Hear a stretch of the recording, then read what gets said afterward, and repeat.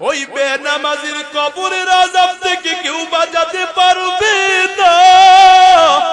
কবরে একটা নাই, দুইটা নাই, ৯৯টা সাপ সবল মারিয়া দিবে। জাহান্নামের আগুন বেনামাজির কবরে দাউ দাউ দাউ দাউ করে জ্বলবে। ওরে বাবা, একা একা মসজিদে প্রথম কাতারের মুসল্লি, ছেলে নামাজ পড়ে না, মেয়ে নামাজ পড়ে না, তুমি জান্নাতে যেতে পারবা না, কবরে জাহান্নামে বাঁচতে পারবা না রে বাবা। পড়তে পড়তে জাহান্নামে কয়লা হয়ে যাবা রে বাবা। এই গরমে পড়তে পড়তে পানি আর পানি বলে চিল্লাবা, পানি পানি বলে চিল্লাইলে গরম রক্ত গন্ধযুক্ত পুষারা কিছু দেওয়া হবে না। আমার আল্লাহ কয়, সেগুলো যখন পান করার জন্য কাছে আনবা, চেহারার গোস্ত আর চামড়া গুলো গলিয়া গলিয়া গরম পুজের মধ্যে পড়ে যাবে। আল্লাহ কয়, কামান গুয়া খালিদুল ফিন্নার ওয়া সুকুমা হামিমা ফাকাত্তা আমআগু। কলিজা নাড়ি বুড়ি সব গলিয়া গলিয়া পায়খানার রাস্তায় পড়ে যাবে। এ যুবক, একটা কথাও মিথ্যা না, আমি তোর দুশমন না রে ভাই, আমি তোর বন্ধু, তোর মতো আপনার আমার কেউ নাই। এরে যুবক, আল্লাহর গোলাম, একটা কুকুর আগুনে পড়লে তোমার বড় মায়া হয়। তুমি যখন নেশা করে মা বাবারে কষ্ট দিয়ে জাহান্নামী হও, আমি তোমার হুজুর গয়া আমার বড় মায়া লাগে গো। এজন্য বারবার বারবার ডাকি, আয় আয় আর গুনাহ করিস না রে বাবা। কিভাবে বললে বুঝবা? এমন কোন দিন নাই যুবকের লাশ নাই। ওরে পর্দার মাঝে বাড়িতে একদিন লাল শাড়ি পরিয়া ঢুকছো, সাদা কাপড় পরে একদিন বের হয়ে যাবা। যেদিন ঢুকছো কত লোকে শরবত খাওয়াইলো, কত মানুষ কত খুশি হইল। এমন একদিন আসবে ছোট বাচ্চাটা দুধের জন্য কান্না করবে। সুবহানাকা লা ইলমা লানা ইল্লা মা আল্লামতানা ইন্নাকা আনতাল আলিমুল হাকীম। রব্বি জিদনি ইলমা, রব্বি জিদনি ইলমা, রব্বি ইশরাহ লি সাদরি ওয়া ইয়াসসির লি আমরি ওয়াহলুল উকদাতাম মিন লিসানি ইয়াফকাহু কওলি। আমানতু বিল্লাহ, সাদাকাল্লাহ। আলহামদুলিল্লাহ। জামিউল উলুম ধর্মগঞ্জ মাদ্রাসা ও ফাজিল মুন্সিপাড়া যুব সমাজের উদ্যোগে আয়োজিত 2 দিন ব্যাপী ঐতিহ্যবাহী 28তম বার্ষিক ওয়াজ ও মাহফিল আজ প্রথম দিন 14 ফেব্রুয়ারি 2024 ইংরেজি। অধ্যকারে মুফতি মাহফিল উপস্থিত আজকের মোহতারাম সম্মানিত সভাপতি, উপস্থিত জাতির মাথার মুকুট মুআজ্জাজ মুকাররম হযরত উলামা ইকরাম, আইম্মায়ে মাসাজিদ, মুআল্লিমুল মাদারিস, আজিজ তুলাবা, সম্মুখমানের সমাবেত আল্লাহ পাকের মহাব্বতের বান্দারা, আমার দাড়ি পাকা বৃদ্ধ বাবারা, কলিজার যুবক বন্ধুরা, কচি কাঁচা বাচ্চারা, পর্দার অন্তরাল থেকে বাসাবাড়ি থেকে মাইকের আওয়াজ শুনতেছেন, পরম শ্রদ্ধার সম্মানিতা মা ও বোনেরা, দয়াময় রব্বুল ইজ্জতের দরবারে লাখো কোটি শুকর ও সুজুদ যে রব্বে কায়নাত আমাদেরকে কুরআন ও সুন্নাহর একটি মজলিসে আসবার বসবার সুযোগ করে দিলেন। রব্বে কায়নাতের নিকটে শুকরিয়াতান সকলে মিলে আওয়াজ করে আকাশ বাতাসকে প্রকম্পিত করে শুকরিয়াতান সকলে মিলে পড়ি আলহামদুলিল্লাহ। লক্ষ্য করি দরুদ ও সালাম বিশ্ব মানবতার মুক্তির দূত, শান্তির বার্তাবাহক ও হেদায়েতের পরম দিশার উম্মতের কান্ডারি সাইয়্যিদুনা জনাবে মুহাম্মদুর রাসূলুল্লাহ সাল্লাল্লাহু আলাইহি ওয়াসাল্লামের উপর। সর্বোপরি আজকের এই মাহফিলটা আমাদের জন্য একটি রহমত, নিয়ামত। কারণ আজকে মাহফিলের কারণে সব যুবকগুলো এই মাহফিল নিয়ে ব্যস্ত। যদি আজকের এই মাহফিলটা না হইতো, যুবকগুলা হতে পারত ভিন্ন কোনো রাস্তায় ব্যস্ত হয়ে যাইত। কথা বলেন ঠিক কিনা? রবের পক্ষ থেকে এটা নিয়ামত যে আজকে এখানে মাহফিলের আয়োজন হচ্ছে। ভালোবাসা হচ্ছে তো কার সাথে হচ্ছে? আরো জোরে বলেন না, কার সাথে ভালোবাসা হচ্ছে? 14ই ফেব্রুয়ারি তারা বলে ভালোবাসা দিবস, বাংলায় তর্জমা করে ভালোবাসা দিবস, ইংরেজিতে বলে ভ্যালেন্টাইন ডে। আপনারা আমাকে বলেন তো দেখি, ভালোবাসার ইংরেজি কি? কথা কয় না। ভালোবাসার ইংরেজি লাভ না, আর দিবসের ইংরেজি ডে। তো ভালোবাসা দিবস যদি হইতো তাহলে এটার নাম হতো লাভ ডে। কথা কয় না। যেমনি ভাবে ম্যারিজ ডে মানে বিবাহ দিবস বা বিবাহ বার্ষিকী। কথা কয় না। যদি এটা সত্যি ভালোবাসা দিবস হইতো তাহলে এটার নাম লাভ ডে হইতো, এটার নাম ভ্যালেন্টাইন ডে হতো না। যেমনি ভাবে জন্মদিনকে জন্মদিন বলে, মৃত্যুবার্ষিকীকে মৃত্যুবার্ষিকী বলে, যদি সত্যিকারে এটা ভালোবাসা হইতো, ধোঁকাবাজদের কথার ভিতরেই লেখা যে এটা ভালোবাসা দিবস নয়, বরং এটা বেহায়াপনা দিবস। কথা কোন ঠিক না? এটা ভালোবাসা দিবস নয়, ভ্যালেন্টাইন ডে। এটা মূলত ওদের পূজার দিন, জানুস নামক দেবতার পূজার দিন। ওরা কেন এটাকে ভ্যালেন্টাইন ডে ওরা কেন পালন করে জানেন? ওদের ভালোবাসাটা হলো জীবনে একদিনের, বছরে একদিনের। ইউরোপ আমেরিকা ইংরেজরা বিবিকে ভালোবাসে না, বিবিরে নিয়ে ঘুমায় না। বিবি একদিকে ঘুমায়, স্বামী আর একদিকে ঘুমায়। সন্তানের সাথেও দেখা সাক্ষাৎ নাই, কেউ কারো বিপদ আপদে আগায় আসে না। বিন্দু থেকে বিন্দু মাত্র ওদের মধ্যে ভালোবাসা নাই। ওরা কুকুরকে নিয়ে রাত্রি যাপন করে। যেই জাতি, যেই মহিলার, যেই পুরুষ কুকুরকে নিয়ে ঘুমায়, স্বামী স্ত্রী একসাথে ঘুমাইতে পারে না। ওদের জন্য 14ই ফেব্রুয়ারিতে কিছু নোংরা ভালোবাসা প্রকাশের জায়গা। মুমিন তো তার স্ত্রীকে বছরের প্রতিটা দিন, প্রত্যেকটা মাস, 12 মাসের 30 দিনই ভালোবাসে। কথা কন ঠিক কেনা? মুমিনের ভালোবাসা দিবস প্রতিদিনই। মুমিন ভালোবাসে আল্লাহকে, মুমিন ভালোবাসে তার বিবিকে, হালাল বিবিকে। আমার রাসূল তো বলেছেন পৃথিবীর মধ্যে সবচেয়ে মধুর ভালোবাসা আর সম্পর্কের নাম হচ্ছে স্বামী স্ত্রীর ভালোবাসা, স্বামী স্ত্রীর সম্পর্ক। মুমিন মা বাবাকে ভালোবাসে, মুমিন উলামায়ে কেরামকে ভালোবাসে, মুমিন কোরআনকে ভালোবাসে, মুমিন আল্লাহকে ভালোবাসে। এর জন্য আলাদা কোনো দিন নাই। জন্ম থেকে নিয়ে মৃত্যু পর্যন্ত মুমিন আল্লাহকে ভালোবাসে এবং ভালোবেসেই যাবে। কথা কন ঠিক না? আমাদের ভালোবাসায় ঘাটতি নাই, এজন্য আমাদের আলাদা একদিন ভালোবাসা দিবস পালন করা লাগে না। আমাদের ভালোবাসা চলতেছে, চলবেই। আরে আমার শায়েখ আমাকে বলেছেন, জানো তুমি, যদি ভালোবাসা দুই প্রকার, ইশকে মাজাজি, ইশকে হাকিকি। একটা হলো নাপাক ভালোবাসা, একটা হলো পবিত্র ভালোবাসা। নাপাক ভালোবাসা কাকে বলে? যেখানে আল্লাহ ভালোবাসতে নিষেধ করেছেন তাকে সেখানে ভালোবাসা, এটাকে বলে নাপাক ভালোবাসা। আর পবিত্র ভালোবাসা কোনটা? যেটাকে আল্লাহ ভালোবাসতে বলেছেন, রাসূল ভালোবাসতে বলেছেন, সেটা হলো পবিত্র ভালোবাসা। আমার শায়েখ বলতেছিলেন, কেউ যদি পবিত্র ভালোবাসা, কাউকে পবিত্রতার সাথে ভালোবাসে, তার মানে নিজের বিবিকে বিবাহের পরে বিবিকে ভালোবাসে, নিজের বাবা মাকে ভালোবাসে, উস্তাদকে ভালোবাসে, আলেমকে ভালোবাসে, কোরআনকে ভালোবাসে, নবীকে ভালোবাসে। শায়েখ বললেন, কেউ যদি পবিত্র ভালোবাসার চর্চা করে, দিন দিন পবিত্র ভালোবাসা বাড়াইতে থাকে, পবিত্র ভালোবাসাগুলো শেষ পর্যায়ে গিয়ে আল্লাহর ভালোবাসায় পৌঁছায় দেয়। আর যারা নাপাকি ভালোবাসে, অবৈধ ভালোবাসা যারা চর্চা করে, এদেরকে আল্লাহ তো ভালোবাসে না, শেষ পর্যন্ত গিয়ে আর শয়তানের ভালোবাসা পায়। কথা কোন ঠিক না? আমরা ভালোবাসি কাকে? আমরা যে আল্লাহকে ভালোবাসি সে আল্লাহ পায়খানা প্রসাব করে না। কথা কয় না? আমরা যে আল্লাহকে ভালোবাসি সে আল্লাহর শরীরে কাটলে রক্ত বের হয় না। আমরা যে আল্লাহকে ভালোবাসি সে আল্লাহ এক সময়ও ঘুমায় না, 24টা ঘন্টা জাগ না। ভালোবাসার আল্লাহকে একবার আল্লাহ বলে ডাক দিব তো আমার আল্লাহ রাত্র 3টা বাজেও সাড়া দিবে।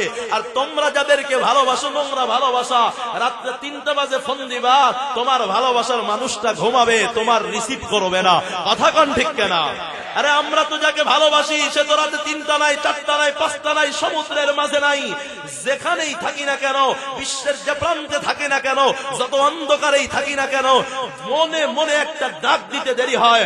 আমাদের ভালোবাসার মালিক আমাদেরকে সাড়া দিতে দেরি করে না। কথা কোন ঠিক না? আমরা মুমিন ভালোবাসি কাকে? আরো জোরে বলেন কাকে?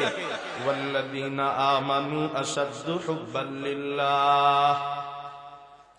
আল্লাহ বলেন মুমিনেরা সবচেয়ে বেশি ভালোবাসে। আওয়াজ করে বলেন কাকে? কেমন আমার আল্লাহ? আমার মাওলা ঘুমাই না। আল্লাহ কয় লা তাখুযুহু সিনাতু ওয়ালা নাওম। আল্লাহ ঘুমায় না, তন্দ্রাও আসে না, ভাবও আসে না। কেন আসে না?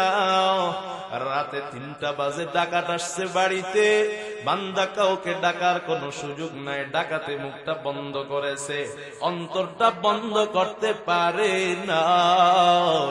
আমার আল্লাহ যদি ওই রাত্র ঘুমায়া থাকতে, বান্দা 3টা বাজে ডাক দিলে আল্লাহ সাড়া দিতে পারতেন না যদি ঘুমাইতেন।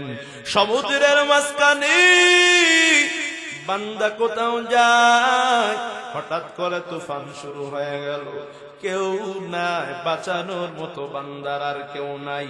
আল্লাহ যদি তখন ঘুমাইতেন, আল্লাহ তো বান্দার ডাকে সাড়া দিতে পারেন না। ওরে আমার আল্লাহ আমাদেরকে এত ভালোবাসায় বাসে না কেন? তুমি যেই মানুষকে, যেই মেয়েটাকে ভালোবাসো, মেয়েটা কিন্তু 24 ঘন্টায় না ঘুমাইলে বাঁচবে না।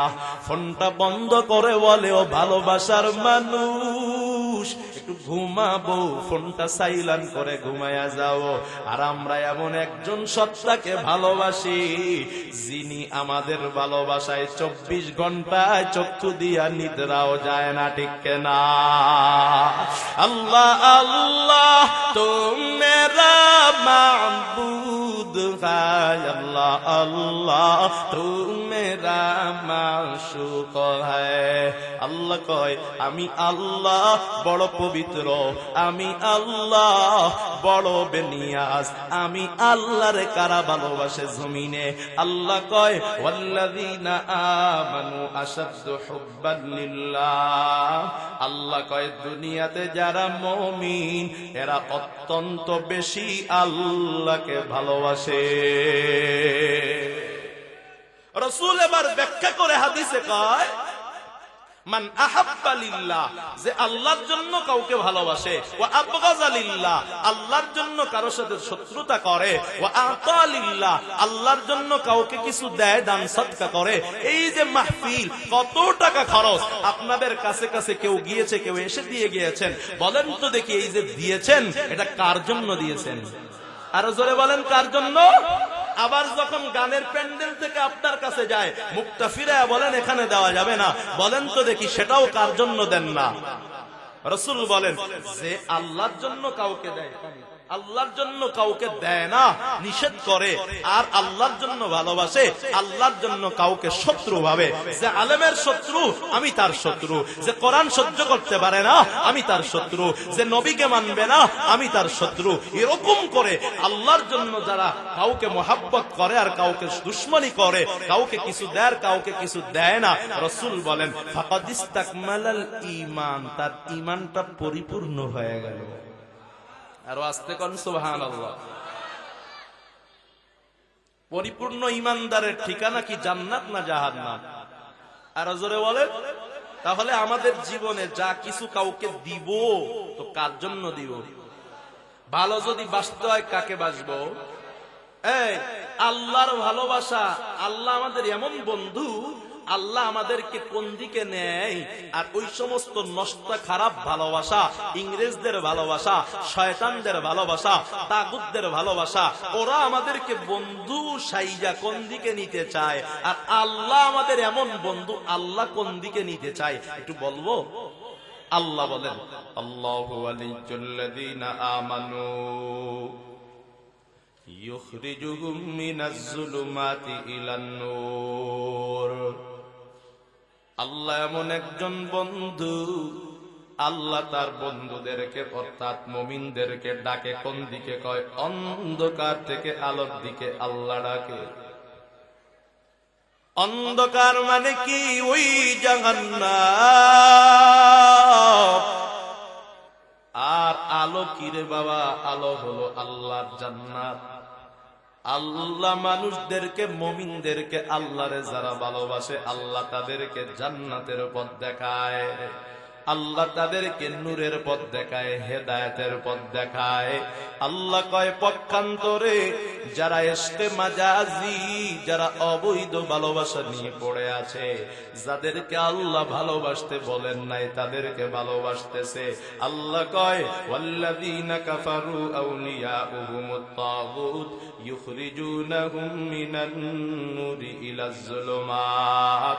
কাফের, মুশরিক, বেঈমান, ইহুদি, নাসারা আর শয়তান এবং শয়তানের দল বলেদের বন্ধু যারা, ওদেরকে যারা বন্ধু বানায়, ওদেরকে যারা ফলো করে, ওদের জন্য যারা বিসর্জন দেয়, আল্লাহ কয় তাগুত, কাফের আর শয়তানরা তাদের বন্ধুদেরকে জাহান্নামের পথ দেখায়, ঠিক না? কিন্তু আপনাদের কত সৌভাগ্য রে ভাই, আপনি আর আমি ভালোবাসি আমার আল্লাহকে, আল্লাহ আমাদেরকে ভালো পথ দেখায়। আর আমাদের দুশমন শয়তান, শয়তান যে পথগুলো দেখায় বাবা, ওই পথগুলো ভালো নয়। আল্লাহ ডাক দিয়া কয় ইন্নাশ শাইতানা লাকুম আদুউন ফাত্তাখিযুহু আদুওয়া। এই আপনারা বলেন তো দেখি, সাপ আমাদের বন্ধু না শত্রু? এই সাপ আমাদেরকে দেখলে কি করে? কামড় দেয় না চুমু দেয়? কথা কয় না? সাপ আমাদেরকে কামড় দেয় জন্য কেউ সাপরে বন্ধু বানায় না, কথা কয় না? সাথে নিয়ে ঘুরে না, থলের মধ্যে রাখে না, ঘরে জায়গা দেয় না। আল্লাহ ডাক দিয়া কয় তোর সাপটা যত বড় দুশমন, শয়তান তার চেয়ে বড় দুশমন। আল্লাহ কয় শয়তান যে শত্রু, ওরে শত্রুই ভাবিস, খবরদার কখনো ওরে বন্ধু ভাববি না। ফাত্তাখিযুহু আদুওয়া। শত্রু ভাবার মানে কি? শত্রুরে ঘরে জায়গা দেওয়া, কথা কয় না? মনে জায়গা দেওয়া, মাথায় জায়গা দেওয়া, মসজিদে জায়গা দেওয়া, সমাজে জায়গা দেওয়া, পরিবারে জায়গা দেওয়া। না না, শত্রুরে জায়গা দেওয়া যাবে না। ওরে জায়গা দিলেই ও মাটি করবে, আমার বিরুদ্ধে কাজ করবে।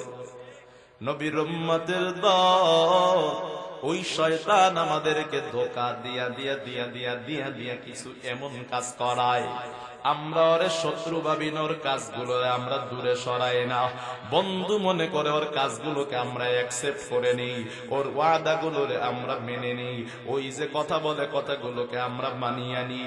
নেওয়ার কারণে ও আমাদেরকে জাহান্নামের পথ দেখায়। আমার রাসূল ডাক দিয়া কয় সাবধান উম্মতের দলেরা, তোমরা শয়তানের কাছে যাও না, ধোঁকায় পড়িও না। শয়তানের এমন কিছু কিছু কাজ আছে যেটা বান্দারে দিয়ে শয়তান করায়।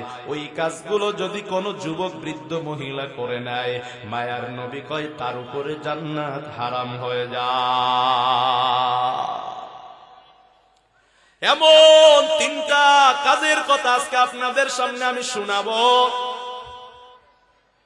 তিনটা কাজ রাসূল বলেন সালাসাতুন ক্বাদ হারামাল্লাহ। তিনটি কাজ এমন আছে যেই তিনটি কাজ যদি কোনো মানুষ করে, পুরুষ করে, নারী করে, যুবক করে, যুবতী করে, বৃদ্ধ করে, বৃদ্ধায় করে, ছাত্র করে, উস্তাদে করে, নেতাই করে, সাধারণ মানুষে করে, যেই করুক না কেন, তিনটা কাজ যদি কেউ করে, নবী ডাক দিয়া কয় তার উপরে জান্নাতটা হারাম হয়ে যায়। কোন সে তিনটা জিনিস জানার দরকার আছে নাকি? জানবে? কারা কারা জানতে রাজি? তো হাত তুলে আল্লাহকে দেখায়, নারে তাকবীর। আল্লাহ সবাইকে তিনটি কাজ থেকে হেফাজত করুন, মুহাব্বতে পড়িয়া আমিন।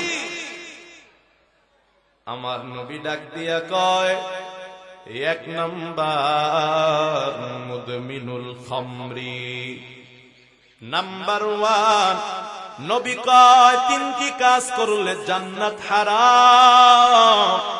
ও আর জান্নাতে যেতে পারবে না। বলেন জান্নাত হারাম হইলে যাবে কোথায়? জাহান্নাম যে কত ভয়ঙ্কর স্বাদের জায়গা না, বয়ানের শেষে আপনারা বুঝবেন। এখন শুধু হাদিসটা শোনাই। রাসূল কয় 1 নাম্বার মুদমিনুল খামরি, যারা নেশায় অভ্যস্ত, এদের জন্য আল্লাহর জান্নাতটা হারাম হয়ে গেল।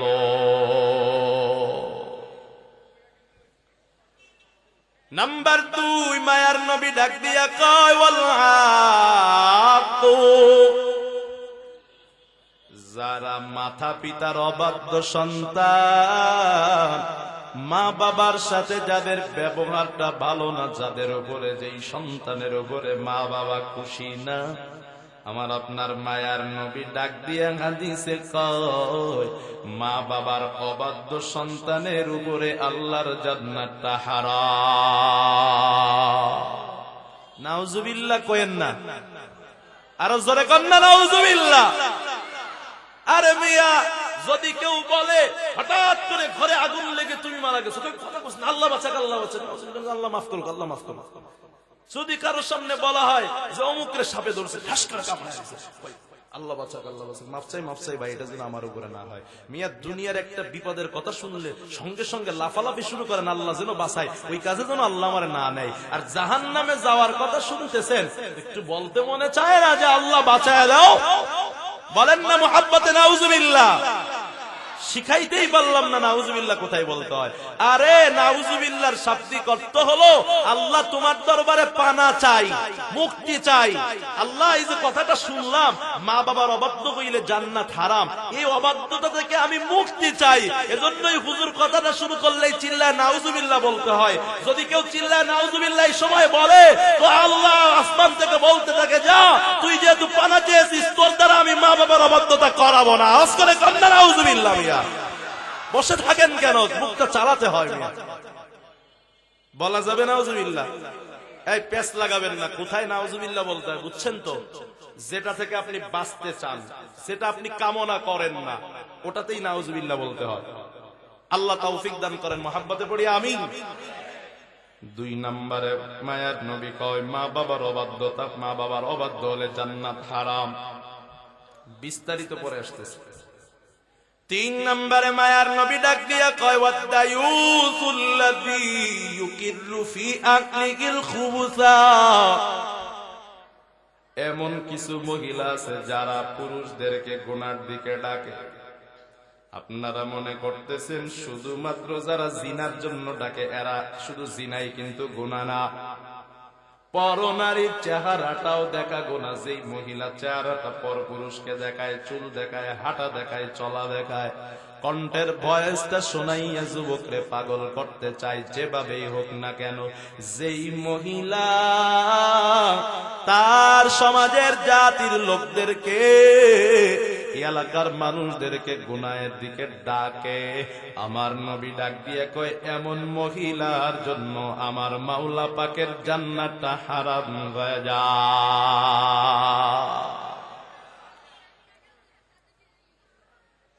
এই হাদিসে নবী 3টা বলেছেন, আর একটা হাদিসে নবী 4টা বলেছেন। বলবো? রাসূলুল্লাহ দিয়ে কয় লা ইয়াদখুলুল জান্নাতা আকুন। 1 নম্বরে মা বাবার অবাধ্য যে তার জন্য জান্নাত হারাম। নাউজুবিল্লাহ। ক্লাস কিন্তু শিখতেছেন আপনারা, এইভাবে নাউজুবিল্লাহ বলতে, ঠিক আছে না? 2 নম্বরে মায়ার নবী ডাক দিয়া কয় ওয়ালা কম্মার। যারা জুয়ায় আসক্ত, যারা জুয়া খেলে, মোবাইলে হোক অথবা সরাসরি হোক, অনলাইনে হোক অফলাইনে হোক, 2 নম্বরে রাসূল কয় যারা জুয়ারি, এদের জন্য জান্নাত হারাম। 3 নম্বরে আমার আপনার মায়ার নবী ডাক দিয়া কয় ওয়ালা মান্নান।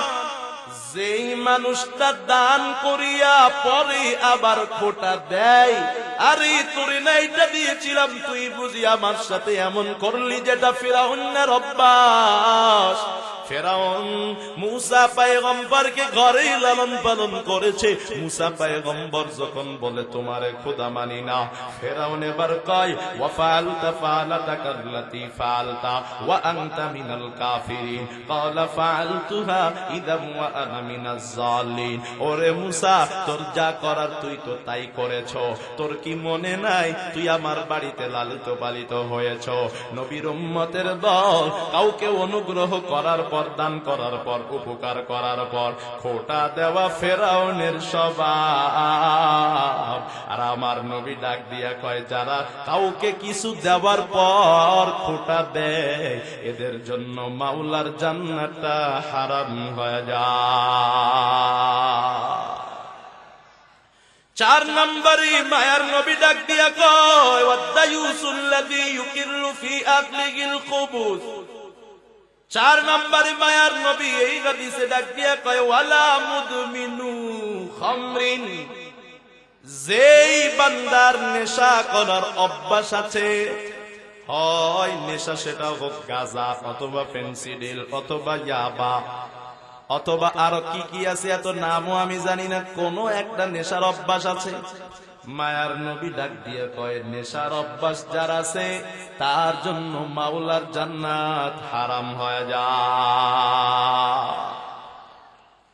এবার আসুন এই 3টি বিষয় নিয়ে একটু ব্যাখ্যায় যাই, কোরআন এবং হাদিস দিয়া যাব। 1 নম্বরে মায়ার নবী ডাক দিয়া কয় সালাসাতুন ক্বাদ হারামাল্লাহু আলাইহিমুল জান্নাহ, 3 কাজ যে করবি তার জন্য জান্নাত হারাম। 1 নম্বরে মায়ার নবী ডাক দিয়া কয় মুদমিনুল খামরি, নেশাখোর। ওরে নবীর উম্মতের দল, নেশা খাইতে মজা লাগে বুঝে না এমন কেউ আসেনি? কথা কয় না। এই নেশা খাইলে যে মজা এটা সবাই জানে, যে না খাইছে সেও জানে। সবার মনেই ধারণা যে মদ খাইলে মজা লাগে। কথা কয় না। আপনারা ভয় পায় না, আসলেই তো মজা লাগে। মজা যদি না লাগতো তাইলে এটা খাওয়া নিষেধ থাকতো না মিয়া। গুনাহ, প্রত্যেক গুনারই একটা মজা আছে। আর যেই কাজ না করতে কোনো মজা নাই ওই কাজ তো মানুষ এমনি ছাইড়া দেয়। ওইটা ছাড়তে তো কষ্ট হয় না, আর কষ্ট না হলে ভালোবাসা প্রকাশ পায় না, আর ভালোবাসা প্রকাশ না পাইলে তো সব হয় না মিয়া। ভালোবাসা এটা কষ্টকে তাকাজা করে। যুবক ভালোবাসে যুবতীকে, তাই আমার বাড়ি নদীর ওপারে আজকে ভ্যালেন্টাইন ডে রাত্রে 3টা বাজে যদি তুমি সাঁতার কাইটা আমারে আইনা ফুল দিয়া বরণ করতে পারো, প্রপোজ করতে পারো, তাইলে বুঝবো তুমি আমারে ভালোবাসো। কেউ পারতো না দিনের বেলা নিতে? কথা কয় না, পারতো না? গুদারা বার করে নিতে পারতো না? ও নদী পার করায়া ভালোবাসার পরীক্ষা নিতে চায়। মুহতারাম হাজিরিন, আল্লাহ মজার জিনিস ছাড়ায়া ছাড়ায়া কষ্ট দিয়া দিয়া ভালোবাসার পরীক্ষা নিয়ে আল্লাহ আমাকে আপনাকে ভালোবাসতে চায়। নেশা করতে মজা লাগে, এজন্যই আল্লাহ একটা নিষেধ করেছেন। মজা না লাগলে নিষেধ করতো না।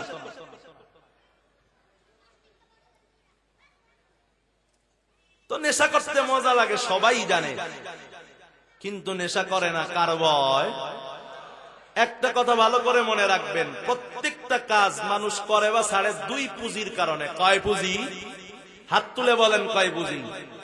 আরো জোরে কয় পুঁজি? 1 নম্বরে ভয়, 2 নম্বরে ভালোবাসা। 1 নম্বরে ভয়, 2 নম্বরে ভালোবাসা।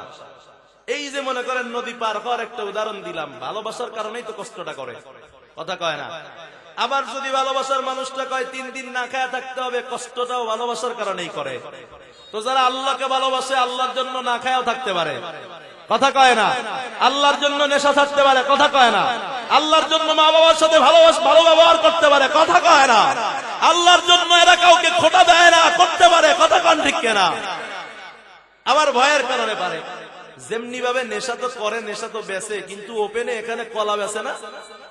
এই মাঠের মধ্যে কলা, আপেল, কমলা বেচে না? গাঞ্জার পিস টুকরা নিয়ে কেউ ওখানে সাজায় সাজায় বেচে, কিন্তু গোপনে গোপনে বেচে। এমন মানুষ আছে না নাই? আপনাদের সমাজেও আছে। আমি নাম না জানলে কি হয়েছে, তবে আছে যে এটা সত্য। কথা মিথ্যা না সত্য? তো যারা নেশা বেচে ওরা এখানে এই কলা, আঙ্গুর, আপেল, বেদানা যারা বেচে ওদের মতো ভ্যান নিয়ে বেচে না, চুরি চুরি করে। কেন বেচে? ভাই পুলিশের ভয়, জানতে পারলেই গ্রেফতার। ভয়ের কারণে ও ওপেনে বেচতে পারে না। তো আল্লাহকে যারা ভয় করে, আগে তো ভালোবাসার উদাহরণ দিলাম, যে ভয় করে সে নেশা করতে পারে না। যে ভয় করে সে মা বাবার সাথে খারাপ ব্যবহার করতে পারে না। যে আল্লাহকে ভয় করে, হাসরকে ভয় করে, কবরকে ভয় করে, সে দায়ুস হতে পারে না, সে বেপরদায় চলতে পারে না, যুবককে গুনার দিকে ডাকতে পারে না। কথা কোন ঠিক কিনা? তো পুঁজি কয়টা? ভয় আর ভালোবাসা। পুঁজি কয়টা? ভয় আর ভালোবাসা। এই 2 পুঁজি দিয়ে আমাদের এগুলো থেকে বাঁচতে হবে। সাহাবায়ে কেরাম এক সময় মদ খাইতেন। সবার ঘরের মধ্যে বেরেল বেরেল ভরা মদ থাকতো। আরবে এমন কোন আপ্যায়ন ছিল না যে ঘরে আপ্যায়নের পরে মদ না দেওয়া হয়তো। যেমন আমরা মোজো খাই, ক্লেমন খাই, নাকি স্প্রাইট খাই, কথা কয় না। পায়খানার থেকেও ঘৃণা করি আমরা স্প্রাইটকে, কথা কয় না। পায়খানার থেকেও আমরা সেভেন আপকে ঘৃণা করি, কথা কয় ঠিক কিনা? ওই সেভেন আপের মধ্যে আমার ফিলিস্তিনের মুসলমানদের ছোট ছোট বাচ্চাদের রক্ত মিশে আছে, ওটা পায়খানার চেয়েও খারাপ, ঠিক কিনা কর? ইসরায়েলি পণ্য আমরা খাই না, দেখতেও চাই না, দোকানেও দেখতে চাই না, বাড়িতেও দেখতে চাই না। যেখানে দেখবো সেখানেই প্রতিবাদ। কারা কারা পারবো হাত তুলে দেখা। আল্লাহ কবুল করেন, মহাব্বতে পড়ি আমি। তো মোজো খাই, ক্লেমন খাই, কথা ঠিক না? আরবে মানুষেরা, মুসলমানেরা, কাফেরেরা সবাই খাবারের পরে মদ খাইতো। আরবের একটা অভ্যাস ছিল, মদ খাওয়ার পর এরা এবার একটা আয়োজন করত। মদ খাইয়া এবার সবাই নিজের গোত্রের প্রশংসা গাওয়া শুরু করত। নজর বংশের লোকেরা মদ খাইয়া মাতাল হইয়া বলতো, আমার বংশ এত ভালো এত ভালো, তোমার বংশ খারাপ। মদ খাওয়ার পর অবস্থা যখন খারাপ, নবীর দরবারে আইসা বলে, ও নবী, মদ খাইলে তো আমরা মাতাল হয়ে যাই, কি করে কিছু বুঝি না, এটার ব্যাপারে ফাইসালা কি? ফাইসালা তো নবী দেয় না, একটু আওয়াজ করে বলেন না, ফাইসালা যিনি দেন তিনি কে? আল্লাহ কয়, ইয়াসআলুনাকা আনিল খামরি ওয়াল মাইসির কুল ফীহিমা ইসমুন কাবীর মানাফিউ লিন-নাস। আল্লাহ ডাক দিয়া কয়, ও দুনিয়ার মানুষ, মদ খাইলে একটু উপকার আছে, একটু শক্তি শক্তি লাগে, একটু ভালো মজা মজা লাগে, কিন্তু তার উপকারের চেয়ে ক্ষতির সংখ্যা বেশি। সুতরাং মদ খাইও না। এখনো মদ হারাম হয় নাই রে বাবা। এরপরেও সাহাবীর ঘরের মধ্যে, বাড়ির মধ্যে আয়োজন, দাওয়াত হয়েছে। মদ খাইয়া ভাই আব্দুর রহমান ইবনে আউফ রাদিয়াল্লাহু আনহু নামাজ পড়াইতে গিয়া নামাজে ভুল করে ফেলেছেন, সূরা কাফিরুন ভুল করেছেন। নবী এটা জানার পর নবী এবার ডাক দিয়া কয়, আল্লাহ, এ তো একটা বড় বিপদ হয়ে গেল, আমি এখন কি করতে পারি? মদ তো এখনো হারাম না। আল্লাহুম্মা বাইয়িন লানা বায়ানান শাফিয়া। ও আল্লাহ, নেশার ব্যাপারে তুমি একটা ফাইসালা দাও। আমার আল্লাহ ডাক দিয়া কয়, ইন্নামা ইউরিদুশ শাইতান ইয়া আইয়ুহাল্লাযীনা আমানু ইন্নামাল খামরু ওয়াল মাইসির ওয়াল আনসাবু রিজসুম মিন আমালিশ শাইতান। আমার আল্লাহ ডাক দিয়া কয়, মদ জুয়া নেশা করা মুমিনরা ভালো করে জেনে রাখো, এটা শয়তানের কাজ। কথা কোন কার কাজ? আরো জোরে কোন কার কাজ? শয়তানের জায়গা জান্নাত না জাহান্নাম? তাহলে মদখোর নেশাখোরের জায়গা জান্নাত না জাহান্নাম? এ ভাই, যারা নেশা করেন হয়তো বা তাদের কানে আওয়াজ যায়, মনকে বুঝান। শয়তানি কাজ বলেছেন কে? আল্লাহ কয়, ফাজতানিবু লাআল্লাকুম তুফলিহুন।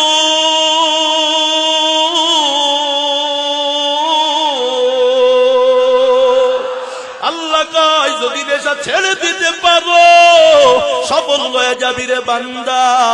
বাস্তবেও তো তাই দেখা যায়, যেই মানুষটা নেশা করে না দিন দিন উন্নতি করে, বাড়ি করে, গাড়ি করে, ব্যবসায়ী দিন দিন উন্নতি হয়, বাবার ঘরে উন্নতি হয়। যেই সন্তান নেশা করে, ওর বাবা উন্নতি করতে পারে না, ওর জীবনে কোনো সফলতা আসে না। কথা কোন ঠিক কেনা? আল্লাহর কথাই মিল আছে না নাই? আল্লাহ কয়, নেশা যদি ছেড়ে দিতে পারো সফল হয়ে যাবি রে বান্দা। নবীর উম্মতের দল আমার আল্লাহ এ কথা বলার পরেও আমার আল্লাহ আয়াত আবার নাজিল করেছেন। একদিন মদ খেয়েছেন ভাই আতবান রাদিয়াল্লাহু আনহু, সব সাহাবীরে দাওয়াত দিছে। ওই দাওয়াতের মাঝে একটা লোক ছিল, নাম তার হযরতে সাদ ইবনে আবি ওয়াক্কাস রাদিয়াল্লাহু আনহু। আবার মদ খাবার পর এবার সে আনসারদের দোষ বর্ণনা করতেছে, নিজেদের গুণ, সে আনসারীদের গুণাগুণ বর্ণনা করতেছে, মানে নিজের দলের প্রশংসা করতেছে, গাইতেছে। আর এক দলে খারাপ বলতেছে। তো যেই দলকে খারাপ বলতেছে সেই দল তো সামনে বসা, তা ওই জামানায় তো উট বেশি জবাই হইতো, উটের পিঠের পেছন দিকের হাড্ডিটা অত্যন্ত শক্ত, এই শক্ত হাড্ডিটা ঘরে ঘরে এখানে ওখানে পড়ে থাকতো, ওইটা দিয়া এই যে লোহার পিটাপিটির কাজ হইতো। তো যাই যেই দলের বিরুদ্ধে বলছে ওই দলের লোক একটা সাত গান গাইতেছে মদ খাইয়া, দিছে একটা জোরে ওই উটের পিঠের একটা হাড্ডি মাইরা, যেই মাইরা দিছে এমন আকারে আক্রান্ত আঘাত পাইছে, রসুলের কাছে সাহাবীরা এবার নালিশ নিয়ে গেছে, রসুল এটা কি হইল? দাওয়াত খাইয়া মদ খাইয়া অবস্থা খারাপ, মারামারির দিকে চলে গেছে। তখন আল্লাহ সরাসরি আয়াত নাজিল করলেন, ইন্নামা ইউরিদুশ শাইতানু আইয়ুকিআ বাইনাকুমুল আদাওয়াতা ওয়াল বাগদাআ ফিল খামরি ওয়াল মাইসির ওয়া ইয়াসুদ্দাকুম আন যিকরিল্লাহি ওয়া আনিস সালাহ ফাহাল আনতুম মুনতাহুন।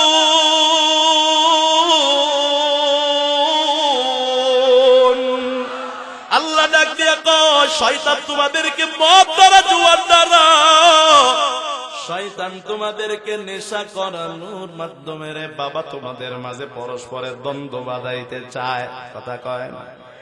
এই মদ যারা খায়, মদ ভাগাভাগি নিয়ে, নেশা ভাগাভাগি নিয়েও গ্যাঞ্জাম বেঁধে যায়। কথা কোন ঠিক না? আমার মাগুরার ঘটনা জানা আছে, নেশার টাকা না দেওয়ার কারণে, আমার এলাকার ঘটনা, নেশা খাইছে তার থেকে টাকা না দেওয়ার কারণে মার্ডার করে ফালাইছে। এজন্যই তো আমার নবী আর এক হাদিসে বলেছে, লা তাশরাবিল খামরা, ও বন্ধু মদ খাইও না, নেশা করিও না, ফা ইন্নাহা মিফতাহু কুল্লি শাররিন, কেননা নেশাটা সব গুনাহের চাবি কাঠি। আমার আল্লাহ কয় সাবধান, নেশা এটা এমন একটা জিনিস পরস্পরের মাঝে দ্বন্দ্ব বাঁধায়, গ্যাঞ্জাম বাঁধাইয়া দেয়। ওয়া ইয়াসুদ্দাকুম আন যিকরিল্লাহি ওয়া আনিস সালাহ, আর নেশাটা তোমাদেরকে আল্লাহর স্মরণ থেকে, নামাজ কালাম থেকে দূরে সরাইয়া দেয়। ঠিক না? নেশাখোর মসজিদে যেতে বড় ভয়, তাই আমার গালে যদি কেউ গন্ধ পায় কাম সারছে সর্বনাশ, সেজন্য মসজিদেও যায় না।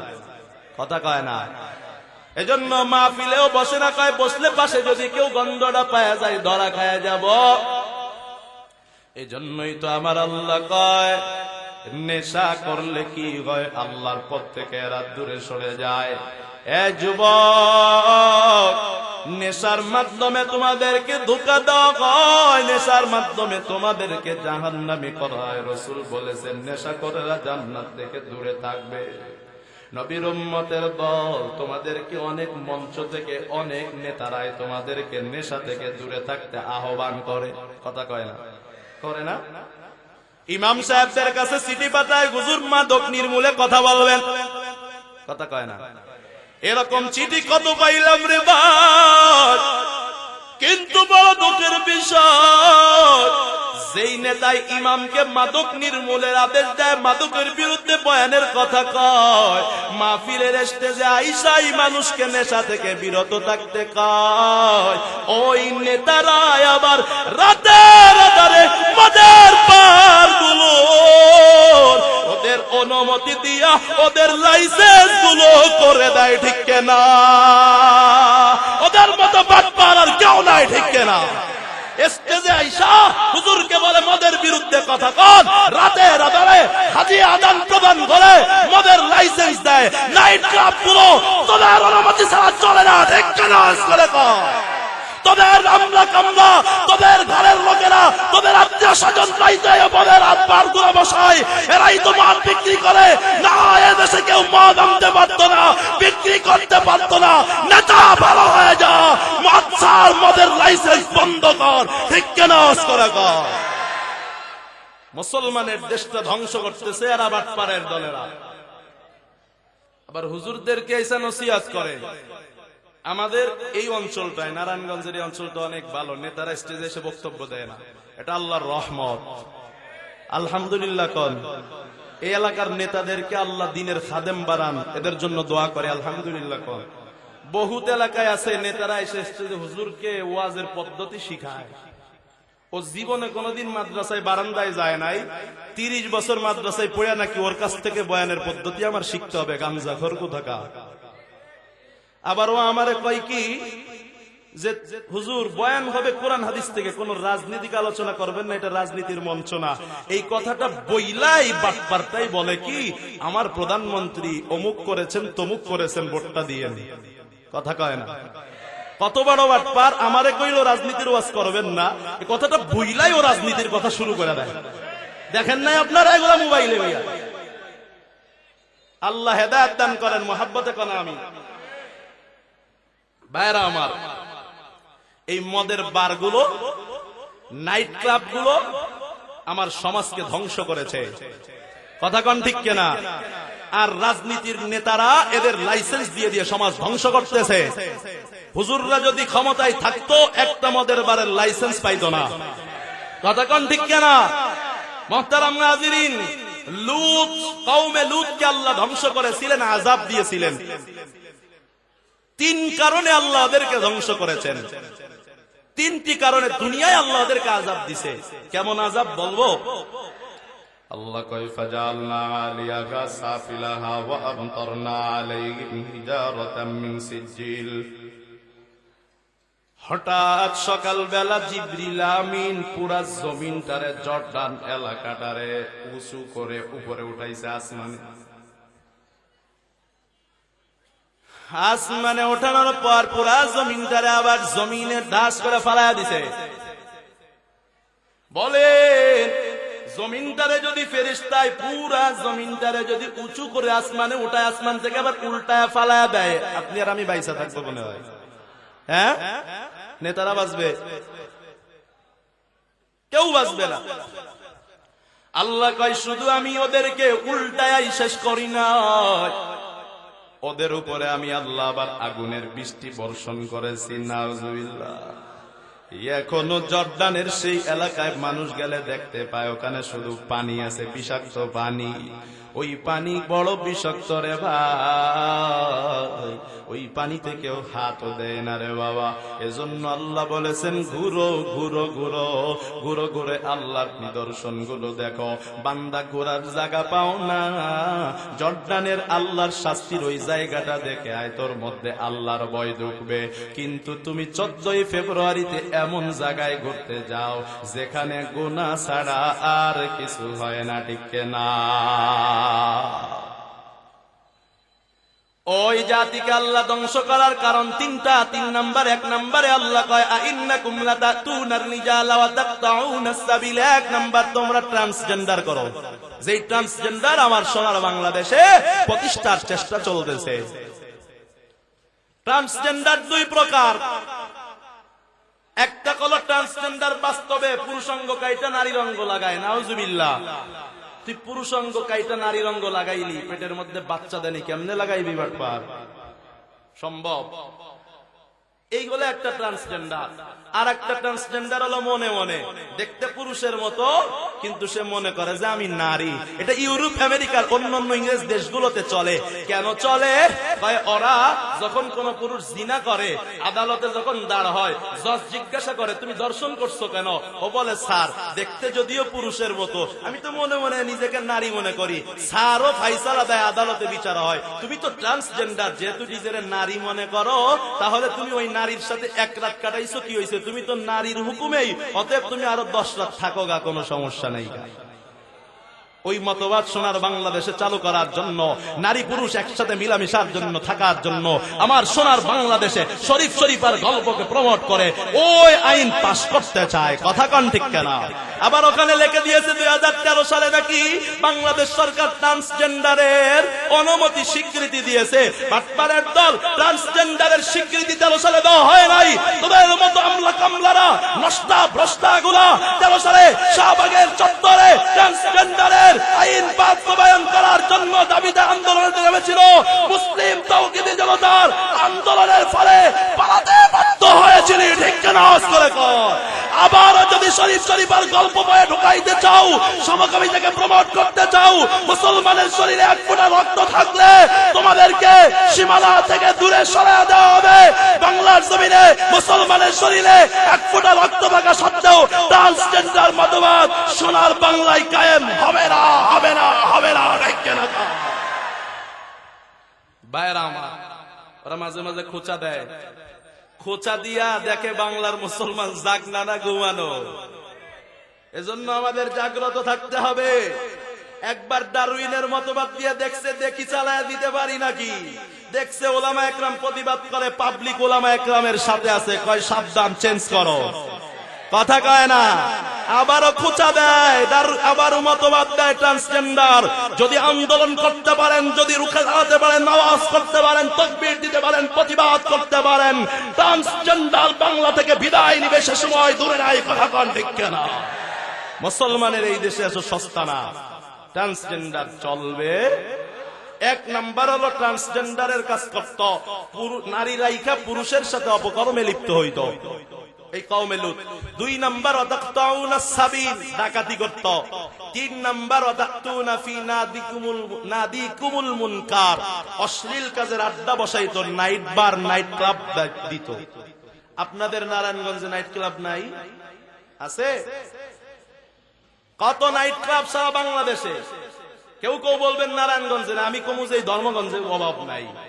নাইট ক্লাব হওয়ার জন্য বড় চকচকা গ্লাস লাগে না, ওখানে লেখা থাকা লাগে না, এটা নাইট ক্লাব।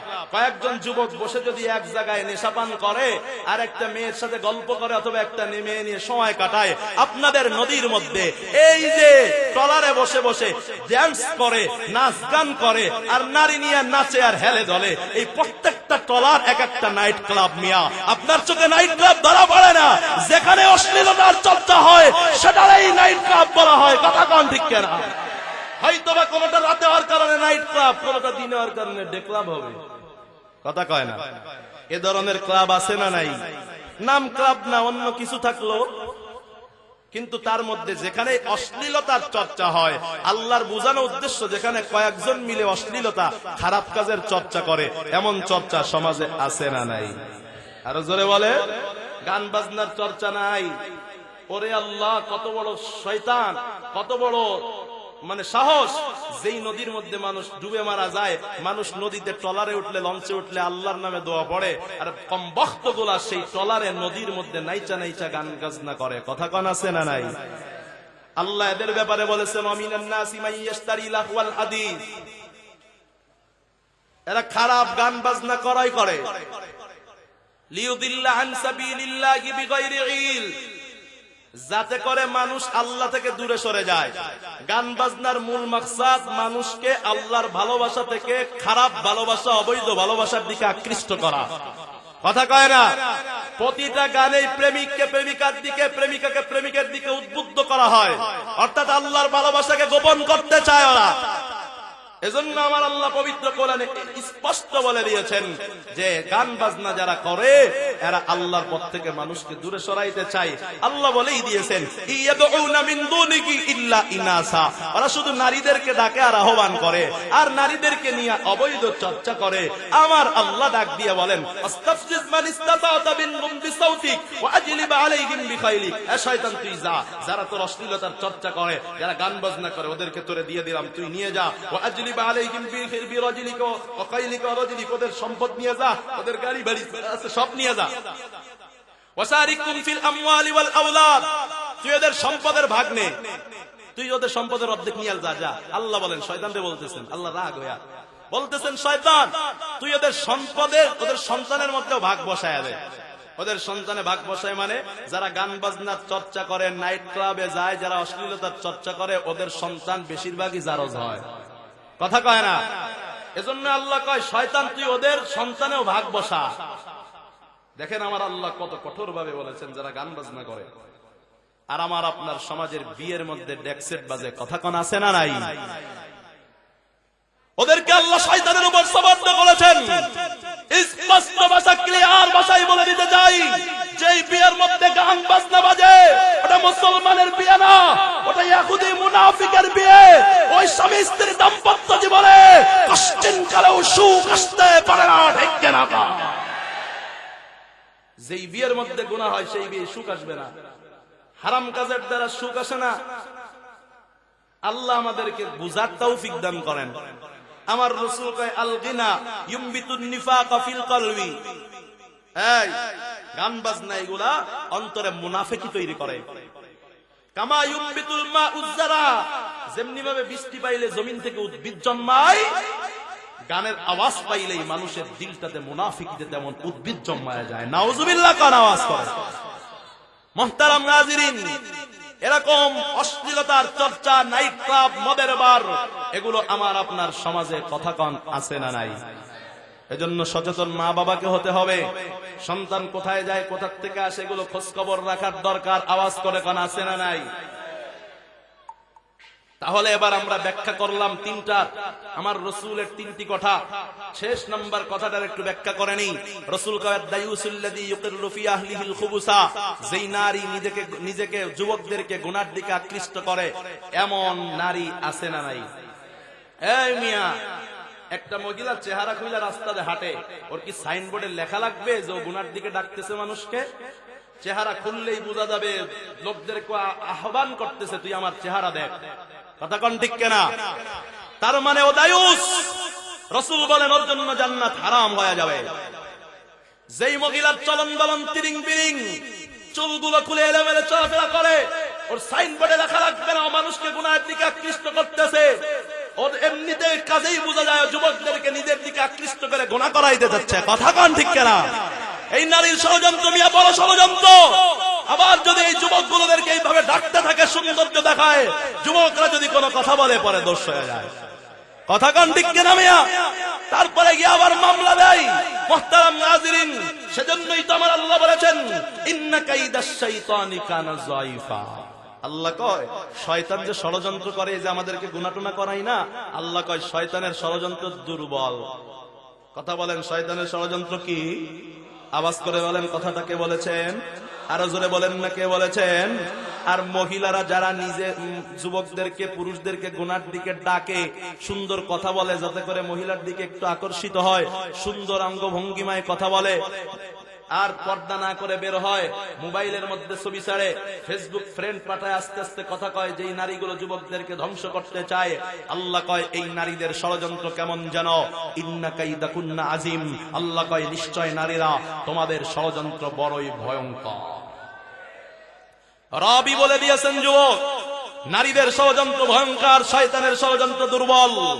অতএব শয়তানের ষড়যন্ত্র থেকে বাঁচা সম্ভব, কিন্তু নারীর ষড়যন্ত্র থেকে বাঁচা বড়ই কঠিন। কথা কোন ঠিক কি ঠিক না?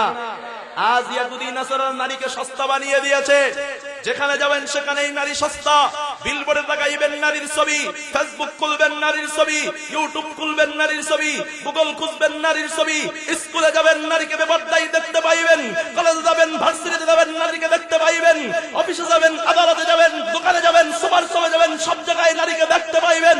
ওরা নারীদেরকে সস্তা বানিয়ে যুবকদের চরিত্র নষ্ট করে মুসলিম সমাজকে ধ্বংস করতে চায়। ঠিক করে আওয়াজ করে কর। মুহতারাম নাযিরিন, ওরা প্রথমে ঢুকেছিল শিক্ষার নাম নিয়ে, সহশিক্ষা চালু করে। আমাদের দেশে সহশিক্ষা আছে না নাই? জোরে বলেন। সহশিক্ষা কারে বলে জানেন?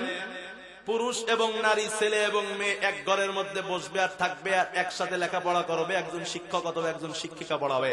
ইংরেজরা যখন আমার সোনার বাংলাদেশ এটা চালু করেছিল, বলেছিল এটা তো সুন্দর শিক্ষার একটা কার্যক্রম, ছেলেরাই পাশে বসবে, মেয়েরাই পাশে বসবে, সমস্যা তো নাই। ওদের মনের মধ্যে বিষ ছিল, ওই ছেলে মেয়ে একসাথে লেখাপড়া করতে করতে অবৈধ প্রেম ভালোবাসার দিকে যাবে। এই 14ই ফেব্রুয়ারি যার জ্বলন্ত প্রমাণ। ওরা মুসলমানদেরকে চোখে ধুলা দিয়া, মুসলমান বুঝতেও পারে নাই, সহশিক্ষা গ্রহণ করে নিয়েছে।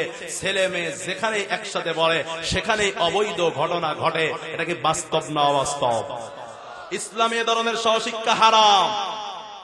একসাথে নারী পুরুষ এক রুমের মধ্যে পর্দা ছাড়া পড়বে, এ ধরনের পড়া ইসলামে হারাম। হাজার মুফতিকে প্রশ্ন করে দেখতে পারেন, সহশিক্ষা ইসলামে জায়েজ করে নাই। ইংরেজের বাচ্চারা প্রথমে সহশিক্ষা চালু করে যুবক যুবতীর চরিত্র নষ্ট করেছে। এখন আবার চরিত্র এতটা বেশি নষ্ট করেছে, ট্রান্সজেন্ডার মতবাদ চালু করতে চলেছে। কথা কোন ঠিক কিনা? ওরা মুসলমানদেরকে ধ্বংস করার জন্য মিসওয়াককে দূরে সরাইয়া দিছে।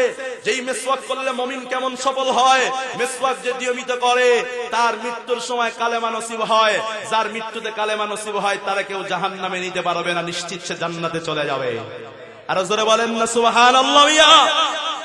যেন মিসওয়াক না করে, মিসওয়াক না করলে তোর মৃত্যুর সময় কালেমা নসিব হবে না। এজন্য প্রত্যেকটা মুসলমানের হাতে হাতে ব্রাশ ঢুকিয়ে দিয়েছে। আমি যদি আপনাদেরকে প্রশ্ন করি কার কার মিসওয়াক আছে, অনেককে পাবো না। কিন্তু যদি প্রশ্ন করি কার কার ব্রাশ আছে, একজনও বাদ যাবে না। কথা কয় না?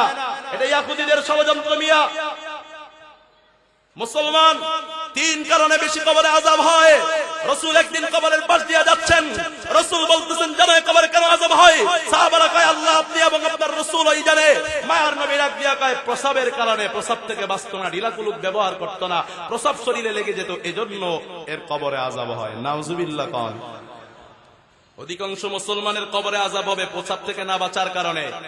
প্রসাব যে করছে প্যান্ট দিয়া, আরে বসেও করতে পারে না, দাঁড়ায় কয় তিনটা ঠুকা মারছে, এরপরে প্রসাব লেগে গেছে, বাবা অথবা ইমাম সাহেব অথবা তাবলিগওয়ালা জোর করে মসজিদে ঢুকাইয়া দিছে, অবস্থায় নামাজ পড়ে আসছে, ঈমান হরণ হয়ে গেছে। মুহতারাম হাজিরিন, পাক না পাক ইসলামে অনেক বড় জিনিস। প্রসাব দিয়ে নামাজ কালাম হয় না, প্রসাব অবস্থায় প্যান্ট পরে থাকলে সে জাহান্নামী হয়ে যায়। ওরা জানে মুসলমানকে জাহান্নামী করতে হলে প্রসাব থেকে, প্রসাবের সাবধানতা অবলম্বন করতে দেওয়া যাবে না। এজন্য মুসলমানকে এমন এক প্যান্টের প্রশিক্ষণ দিয়ে এমন এক প্যান্ট মুসলমানের ঘরে ঘরে ঢুকিয়ে দিয়েছে যেই প্যান্ট পরলে বসে প্রসাব করা যায় না।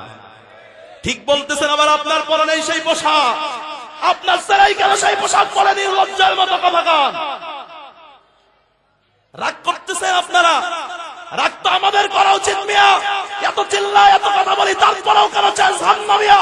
তারপরেও কেন প্যান্টটা সরান না? ছেলের গায়ে কেন প্যান্টের মিয়া? রাগ তো আমাদের করা দরকার।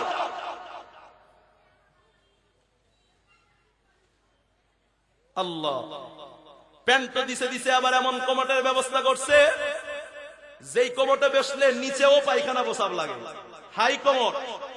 এই যে মাহফিলে যায়, এই যে এই রোডে আছে, এই মিয়ামিতে একটু দেখছি নিচে হোটেল আছে, ওই যে ওই রোডে সিলেট রোডে ওই যে জান্নাত রেস্টুরেন্ট, এরপরে উজানবাটি, যত বড় বড় রেস্টুরেন্টে যায় হাই কমোট।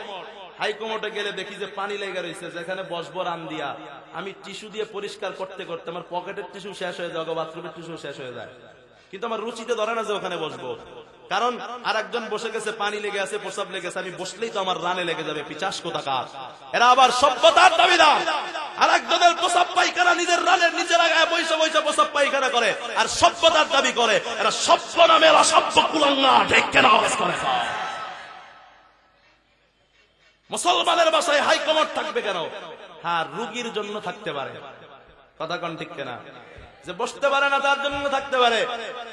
কত সুকৌশলে মুসলমানের ঘরে ঘরে হাই কমোড বসিয়ে দিয়েছে, আর মুসলমান প্রসাব পায়খানা করে আর নিচের মধ্যে অন্যের প্রসাব পায়খানা লেগে থাকে। নাউজুবিল্লাহ কয় না? দেখছেন মুসলমানদের জাহান্নামে ঢোকানোর জন্য ইহুদিরা কেমন ষড়যন্ত্র আঁকে। খবরও নাই আমাদের মিয়া, খবরও নাই। আল্লাহ আমাদেরকে ইহুদিদের ষড়যন্ত্র থেকে হেফাজত করেন। নারীদেরকে সস্তা বানিয়ে দিয়েছে, নারীদেরকে দেখে দেখে যেন যুবকের দিলের মধ্যে একটা কালো দাগ পড়ে যায়, যেন কোরআন হাদিস ভালো না লাগে। যে পুরুষ সারাদিন বারবার বারবার বেগানা নারীর দিকে তাকায়, ওই পুরুষের কোরআন পড়তে ভালো লাগে না, নামাজ পড়তে ভালো লাগে না। যেই চোখের মধ্যে গুনাহের ছাপ থাকে, ওই চোখে ইমাম মোল্লা মৌলবী সহ্য হয় না, কথা কন ঠিক কিনা? সম্পূর্ণ আলাদা জিনিস। রাগ করতেছেন আপনারা? এই সতর্ক হবেন তো ইনশাআল্লাহ। এই বাবার দল, এই মায়ের দল, আপনাদেরকে সতর্ক হতে হবে। এই মহল্লায় বাইরের মহিলারা এসে ঘুরে না, আপনার সমাজের মহিলারাই ঘুরে। এই যে বিবাহের যে প্যান্ডেল হয়, অন্য এলাকার মানুষ এসে এই প্যান্ডেলে সাইজা গুইজা এসে খাইতে বসে না, আপনাদের ছেলে মেয়েরাই বসে। আমি তো বলি আপনাদের এই সমাজে সহ বাংলাদেশের যে সমাজগুলোতে নারী পুরুষ একসাথে বসে খানা খায়, এই বিবাহের প্যান্ডেল গুলা মূলত বিবাহের প্যান্ডেল না, এগুলা জাহান্নামের আগুনের প্যান্ডেল, ঠিক না? সাবধান, আমি মসজিদেও বলে দিছি, যেই প্যান্ডেলে নারী পুরুষ একসাথে বসে বিবাহের অনুষ্ঠানে খানা খায়, আমার ওই প্যান্ডেলে ডাকবেন না।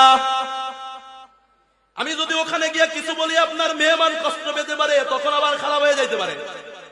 সাবধান, হুজুররা খাওয়ানের পাগলরা খাওয়ানের অভাব নাই।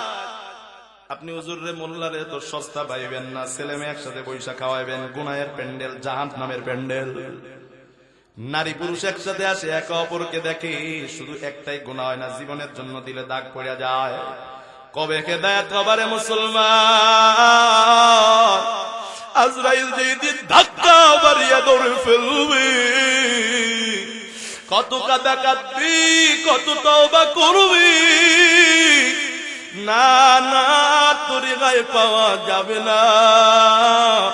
পা দুইটা গাইয়া দেও, স্টেজ থেকে নামিয়ে তোর পা ধরিয়ে বলি বাবা, ছেলের বিয়েতে মেয়ের বিয়েতে বেগানা নারী পুরুষ একসাথে বসাইও না। সাবধান, কে তোরে খারাপ বললো, কে তোরে ভালো বললো আসে যায় না। ওই অন্ধকার কবরে যারে আমার আল্লাহ ভালো বলবে, ওর কবরটা জান্নাতের বাগান হয়ে যাবে। আর ওই কবরে যদি আমার মাওলা কারোরে খারাপ কয়, সারা দুনিয়ার মানুষ তোরে বাবা দিলে লাভ নয়। এরে পর্দার অন্তরালের মা, কয়দিন আর দুনিয়ায় থাকবা কেন? নিজের সাজাইয়া গুছাইয়া বিয়ের অনুষ্ঠানে যাও, রাস্তায় গুরু মা। ও পর্দার মা, যে চুলটা ছাড়িয়া যুবকরে পাগল করো, কবরে যাবার পর তোমার এক একটা চুল এক একটা সাপ হয়ে যাবে রে বাবা। ওরে পর্দার মা, একটা সাপ দেখলে তুমি কত ভয় পাও। তোমার মাথায় যদি 1 লক্ষ চুল থাকে, কোন একজন বেগানা পুরুষ যদি তোমার চুলের দিকে দৃষ্টিপাত করতে পারে, তোমার মাথার 1 লক্ষটা চুল কবরে 1 লক্ষটা সাপ হয়ে যাবে। এত বিষাক্ত সাপ জমিনে যদি কবরের ওই সাপ একটা বার একটা সবুল দেয়, ধান হবে না, ঘাস হবে না, ফল হবে না, জমিনে আর কোন ফসল জন্মাবে না, পুরা দুনিয়াটা বিষাক্ত হয়ে যাবে। ও পর্দার মা, কেমনে সহ্য করবা? এর বাবার দল, এর মায়ের দল, যে তোমাদেরকে বুঝায়, আমার কাছে বুঝানোর কোন ভাষা নাই। একটা লাউ খেতে, কদু খেতের মধ্যে স্যান্ডেল ঝোলাই, কয় লাউ নষ্ট হয়ে যাবে মানুষের বদনজর লাগলে। কথা কোন ঠিক কেনা? ওরে বাবা, একটা গাভীর গলার মধ্যে তাবিজ ঝুলাই, কেন ঝুলাইছো? কয় পেটের মধ্যে বাচ্চা আছে, বেগানা পুরুষ খারাপ মানুষে দেখলে বদনজর দিলে বাচ্চাগুলো নষ্ট হয়ে যাবে। ওরে নবীর উম্মতের দল, সরল প্রশ্ন তোমাদের কাছে আমি রেখে যাই।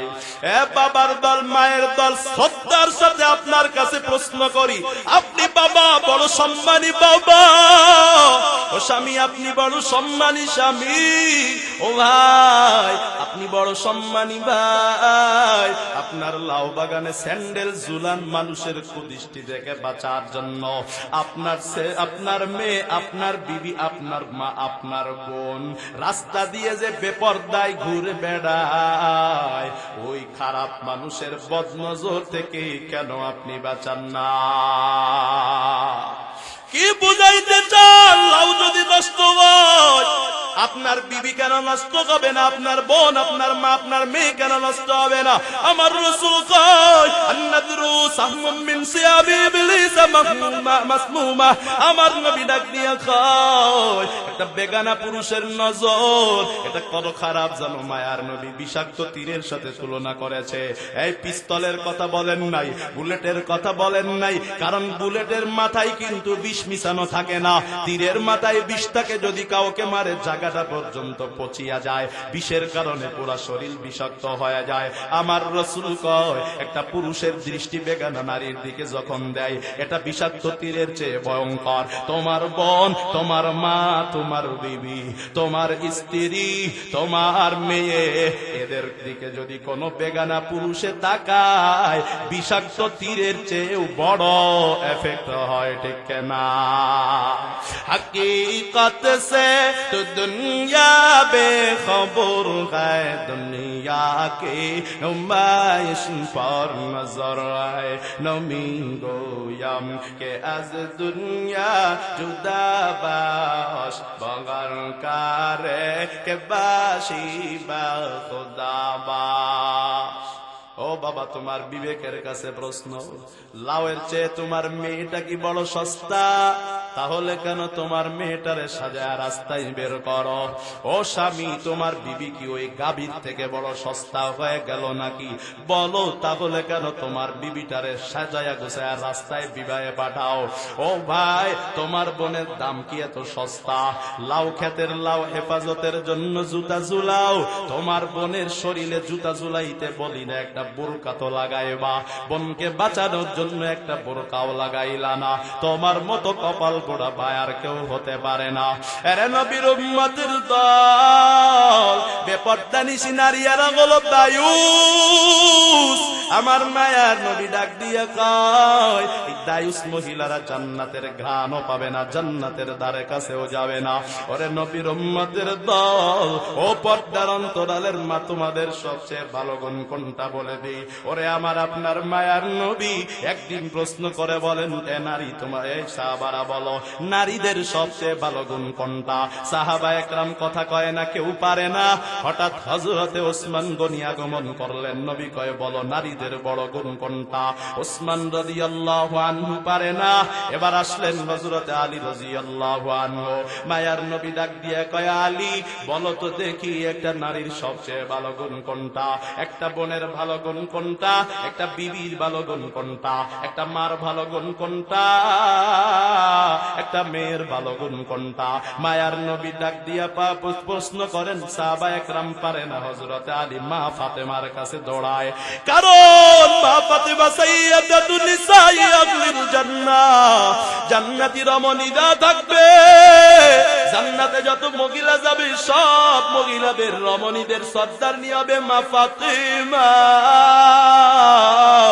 নবীর উম্মতের দল আলী রাদিয়াল্লাহু আনহু বলেন, ও ফাতেমা, তুমি আমার বিবি, তুমি নবীজির কন্যা। নবী একটা প্রশ্ন করেছেন, জবাব দিতে পারলাম না। ফাতেমা কয়, কিসে প্রশ্ন? হযরতে আলী কয়, প্রশ্নটা হলো একটা নারীর সবচেয়ে ভালো গুণ কোনটা? হযরতে ফাতেমা কয়, আমি বলে দিব, তবে নবীর থেকে আবার জিজ্ঞাসা করবা। হযরতে মা ফাতেমা কয়, সেই গুণটার অন্য কোন গুণ না, সেই গুণটা হলো একটা নারী বেগানা পুরুষের নজর থেকে নিজেরে বাঁচায় রাখবে। আর আস্তে কোন মিয়া সুবহানাল্লাহ। এই সবচেয়ে ভালো গুণ একটা নারীর কি? কয় বেগানা পুরুষ যেন ওর ছায়াও দেখতে না পারে। যেই নারী যত পুরুষ থেকে নিজের সেভ করতে পারে, সেই নারী তত সংযমী, সেই নারী সবচেয়ে বড় পবিত্র, সেই নারী তত বেশি জান্নাতি। সেই নারীর চেয়ে ভালো নারী পৃথিবীতে আর কেউ নাই। এবার চিন্তা করে দেখেন, আপনার মেয়ে, আপনার বিবি, আপনার বোন, আপনার মা কোন কাতারে নিজের বাঁচাই নাকি প্রেজেন্ট করে, নাকি মানুষের সামনে সাজায়া গুছায়া নিজেকে সঁপে দেয়? দেখো আমি কত সুন্দর, বিয়ে খেতে আসতো, দেখো আমি কত সুন্দর সেজে আসছি, দেখো আমি কত সুন্দর পার্লার থেকে আসছি, তাকাইয়া দেখো আমার কানের দুল সুন্দর, আমার চাহন বাগন সুন্দর, আমার শাড়িটা কত সুন্দর। শাড়ি দেখাতে যদি হয় পবিত্র ভালোবাসা, স্বামীকে ভালো মেয়েরা স্বামীকে সুন্দর শাড়ি পরে দেখায়, সুন্দর গহনা পরে দেখায়। নষ্ট মহিলারাই পর পুরুষকে সৌন্দর্য দেখায়। কথা কন ঠিক কেনা? পবিত্র নারীরা সুন্দর করে সাজুগুজু করে আর স্বামীর অপেক্ষা করে।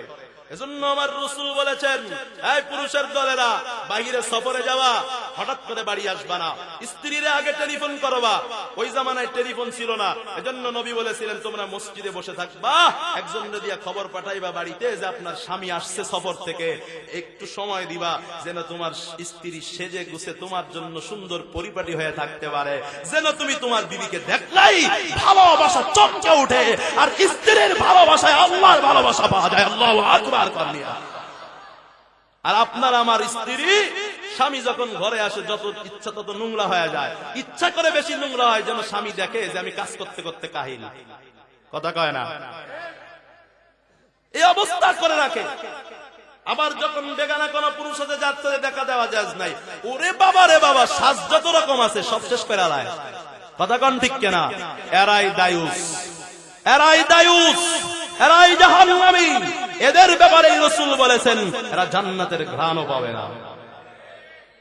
পর্দার মা সাবধান। আল্লাহ আমাদেরকে হেদায়েত দান করেন। মুহাব্বতে পড়ি আমি। ভাইরা আমার, ওয়াজ মনে রাখতে হবে, ফলাফল নিয়ে বাড়ি যাওয়া লাগবে। অনেক আলোচনাই হয় মাহফিলে, সব আলোচনা নিয়ে বাড়ি যাওয়া যায় না, সব মনে রাখাও সম্ভব না।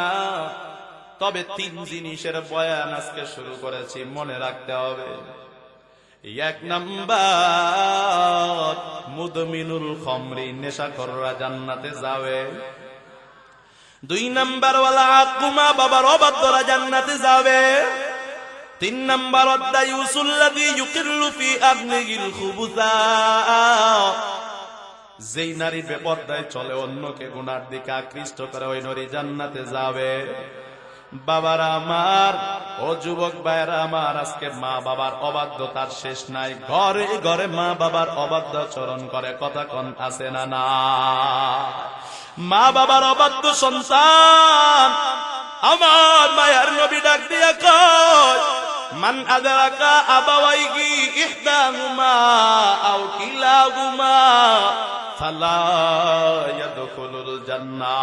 মায়ার নবী কয়, যেই সন্তান মা বাবার 2 জনরে পাইলো, অথবা 2 জনের 1 জনরে পাইলো, কিন্তু খেদমত করতে পারলো না, আমার নবী কয় সে কোনদিন জান্নাতে প্রবেশ করতে পারবে না। নাউজুবিল্লাহ, ভুলে গেছে। এই বয়ানের শুরুতে শিক্ষাটা দিলাম, এখনই ভুলে গেছে। কোন দিকে যাবো? ভাইরা আমার, যুবক ভাই আমার, রসুলের কথা হইল, মা বাবা যদি ইহুদি নাসারাও হয়, তাও অবাধ্যতা করা যাবে না।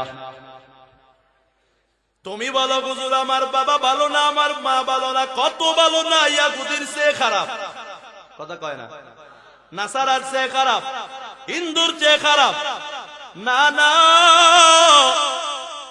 তোমার বাবা তোমার কত জুলুম করে সন্তান। আর জাহিলিয়াতের যুগে তো বাবা নিজের সন্তানকে জীবিত অবস্থায় কবরে দাফন দিত। এই সমাজের কোন বাবা নিজের ছেলের সাথে এমন করতে পারে না, কথা কোন ঠিক কিনা? ও সন্তানের দল, তাহলে বলো কেন মা বাবার ব্যাপারে কেন এত অভিযোগ করতেছ? না না না, মা বাবার ব্যাপারে অভিযোগ করিও না। মা বাবা ভুল করলে বিচার করবে আল্লাহ, কিন্তু মা বাবার অবাধ্য হইয়া জাহান্নামটা কামাইও না। আমার নবীর প্রিয় সাহাবী হযরতে আলকামা রাদিয়াল্লাহু তাআলা আনহু, নবীর অত্যন্ত প্রিয় সাহাবী, নবীর সাথে যুদ্ধ করে, নবীর পিছনে নামাজ পড়ে, রোজা রাখে, পর্দা করে, হালাল খায়, সব ইবাদত বন্দেগী সুন্দর মতো করে। মৃত্যুর সময় এসেছে, মুখ দিয়া কালেমা পড়ার জন্য এত চেষ্টা করে, কিন্তু কালেমা আর আসে না। সাহাবায়ে কেরাম দৌড় দিয়া মায়ার নবীর দরবারে গিয়া কয়, মায়ার নবী, আপনার প্রিয় সাহাবী আলকামা মরণ এসেছে, কালেমা পড়তে পারে না। আমার নবী কয়, কি ব্যাপার? আলকামার তো কোন গুনাহ আমি নবীর চোখে দেখি না, কি এমন কারণ যেই কারণে আলকামার মৃত্যুর সময় জবানে কালেমা নসিব হয় না? ওরে, যাদের মৃত্যুর সময় কালেমা নসিব না, এদের মরণটা কিন্তু বড় ভয়ঙ্কর হয়। ওরে, যারা নাফরমান, নেশা করে, সুদ খায়, ঘুষ খায়, গান বাজনা করে, মা বাবার অবাধ্য হয়, এদের যখন মরণের সময় হয়, আজরাইল মালাকুল মাউত যখন এদের কাছে আসে, এদের আজরাইলের দাঁতের পাটি হয়ে যায় 70টা। হে বাবা, 70 পাটি হলে একটা মানুষ দেখলে তুমি কেমন ভয় পাওয়া বলো? 70টা দাঁতের পাটি নিয়ে মালাকুল মাউত নাচতে নাচতে আসে। ওরে বাবা, ওর গাতের মধ্যে একটা রুমাল থাকে, রুমাল, সেই রুমালটা জাহান্নামের আগুন দ্বারা লাল হয়ে গেছে। আমার আপনার দুনিয়ার লাল না, ওই রুমালটা যখন থুতনির নিচে বান্দা চক্ষুটা উল্টায় ফেলে, হাতে করে একটা গুরু চলিয়ে আসে, আপনারা যে ব্রাশ দেখছেন, ব্রাশ তারের ব্রাশ, চতুর্দিক থেকে কাটা তার, এমন একটা ব্রাশ মালাকুল মাউতের হাতে থাকে রে বাবা। আর কামারে যখন দাও বটি আগুনের মধ্যে দিলে লাল হয়ে যায়, ওই গুরজুটা জাহান্নামের আগুনে পুড়তে পুড়তে লালে লাল হয়ে যায় রে বাবা। ওই তারের ব্রাশের মতো একটা গুরজ, সুৎখর ঘুষখোর নেশাখোর মা বাবার অবাধ্যতাকারী গান বাজনাকারী দাড়ির মধ্যে খুরটা লাগায় নামাজ পড়ে না, ওই নাফরমানের শরীরের মধ্যে যখন আনিয়া বুকের মধ্যে একটা ধাক্কা মারিয়া ফলা দেয়, প্রত্যেকটা ওই তার ব্রাশের তারগুলো এক একটা রগের মধ্যে এক একটা ঢুকিয়া যায়। ও বাবা দেখেছি, সেলাইন দিলে রগের মধ্যে যদি সুচ তাকে টান দিলে রে বাবা আসে না, বরং ব্যথা লাগে। ওই গুরজোটা মালাকুল মাউত দিয়ে একবার টানে একবার ছাড়ে, রূপটা একবার পালায় মাথার কাছে যায়, পালানোর জায়গা পায় না, আর একবার হাঁটুর কাছে আসে, পালাইতে পারে না। ওই গুরজোটা মালাকুল মাউত একবার সামনে টানে একবার পিছে টানে, সব রগগুলো টান মেরে ওঠে, টান মেরে ওঠে, আর প্রত্যেকটা শিরায় শিরার মধ্যে জাহান্নামের আগুন ঢুকিয়া যায়। মালাকুল মাউতের চক্ষুটা নীল। ওরে বাবা, ছবিতে মাঝে মাঝে দেখেছে ভয়ঙ্কর জাহান্নামের আগুনের নীল চক্ষু নিয়া মালাকুল মাউত আসে। ভয়ঙ্কর অবস্থা দেখার পর চক্ষুটা উল্টায় ফেলায়, আর কালেমা পড়ার কথা বলে থাকে না। ওরে নবীর প্রিয় সাহাবী আমর ইবনুল আস রাদিয়াল্লাহু আনহু মরণের সময় তার ছোট ছেলেটা বলে, আব্বা মরণের অভিজ্ঞতা কেমন আপনি একটু আবার শুনুন। একজন নেককার সাহাবী কয়, ও ছেলে কেমনে তোমারে বুঝায়, আমার মনে হচ্ছে যেন পুরা আসমান জমিন সহ সব পাহাড় পর্বত আমার বুকের উপরে উঠাইয়া দিচ্ছে। ও সন্তান, আমার মনে হচ্ছে যেন আমার রূহটা একবার সূচের পাশা, সূচের যে পেছন আছে, সূচের যে ছিদ্র আছে, এই ছোট ছিদ্র দিয়ে একবার আমার জানটা ঢুকে একবার বের হয়, একবার ঢুকে একবার বের হয়। ওরে বাবা, সহ্য করতে পারবা না, বলো না কেমনে মা বাবারে কষ্ট দাও, বলো না কেমনে বেপরদাই চলো, ও যুবক কেমনে আবার নেশায় মুখ লাগাও, কেমনে আবার গান শুনো, ও যুবক তুমি কি মরবা না? আলকামা কষ্ট হয়। মায়ার নবী আলকামা রাদিয়াল্লাহু আনহুর মায়ের কাছে যায়, গিয়া কয়, আলকামার মা তোমার ছেলের কালেমা নসিব হয় না, তোমার ছেলে এখন মারা যাবে, বলো মা তোমার ছেলে কি কোনো খারাপ কিছু করত নাকি? আলকামার মা কয়, আমার ছেলে ভালো, সবাই তারে ভালো কয়, ও রাসূল কোনদিন আমি তারে নামাজ বাদ দিতে দেখি নাই, রোজা বাদ দিতে দেখি নাই, কোরআন তেলাওয়াত বাদ দিতে দেখি নাই। আমার রাসূল কয়, তাহলে কেন তার জবানে কালেমাটা আসবে না? নবী এবার বুঝতে পেরিয়া আলকামার মাকে ডাক দিয়া কয়, ওরে আলকামার মা, বুঝলাম তোমার আলকামা বড় ভালো, খারাপ কিছুই করে না। ও আলকামার মা, একটু বলো না, তুমি কি তোমার ছেলেরে ভালো পাও নাকি? তোমার ছেলের উপরে তুমি খুশি আছো নাকি বলো? আলকামার মা কয়, ও নবী, আমি আমার আলকামার উপরে খুশি না। ও মায়ার নবী, আমি আমার আলকামারে 10-5 দিন বড় কষ্ট করে পেটে ধরছি, ঠিক মতো খাইতে পারি না, ঘুমাইতেও পারি না। ওরে একটা মার যখন প্রসব বেদনা ওঠে, মনে হয় 7 আসমান 7 জমিন মায়ের মাথার উপরে ভেঙ্গে পড়েছে।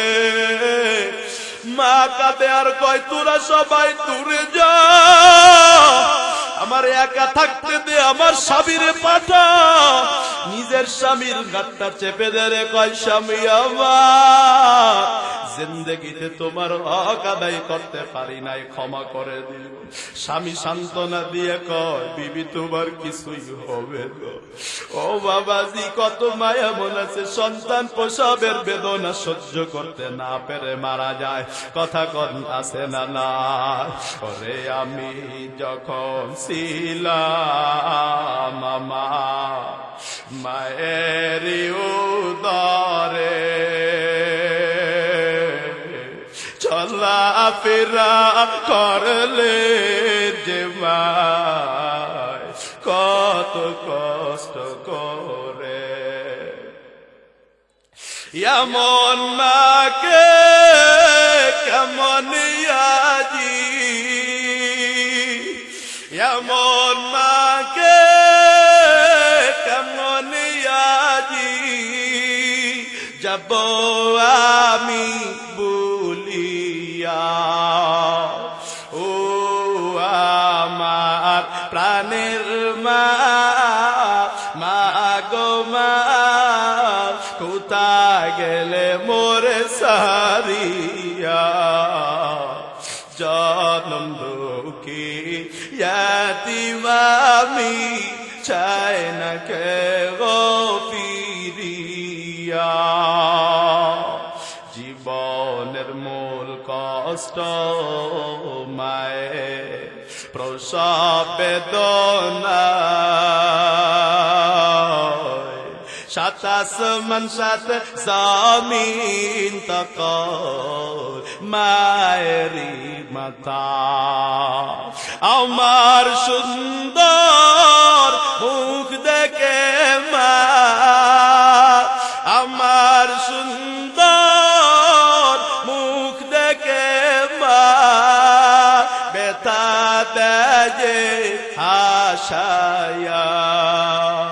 ও আমার প্রাণের মা, মা গো মা, কোথায় গেলে মোরে সারিয়া, জনম দুঃখী ইয়াতীম আমি, চাই না কে গো ফিরিয়া। ওরে সন্তানের দল আমি জানি না কাজ কারু মা নাই, কারু বাবা নাই।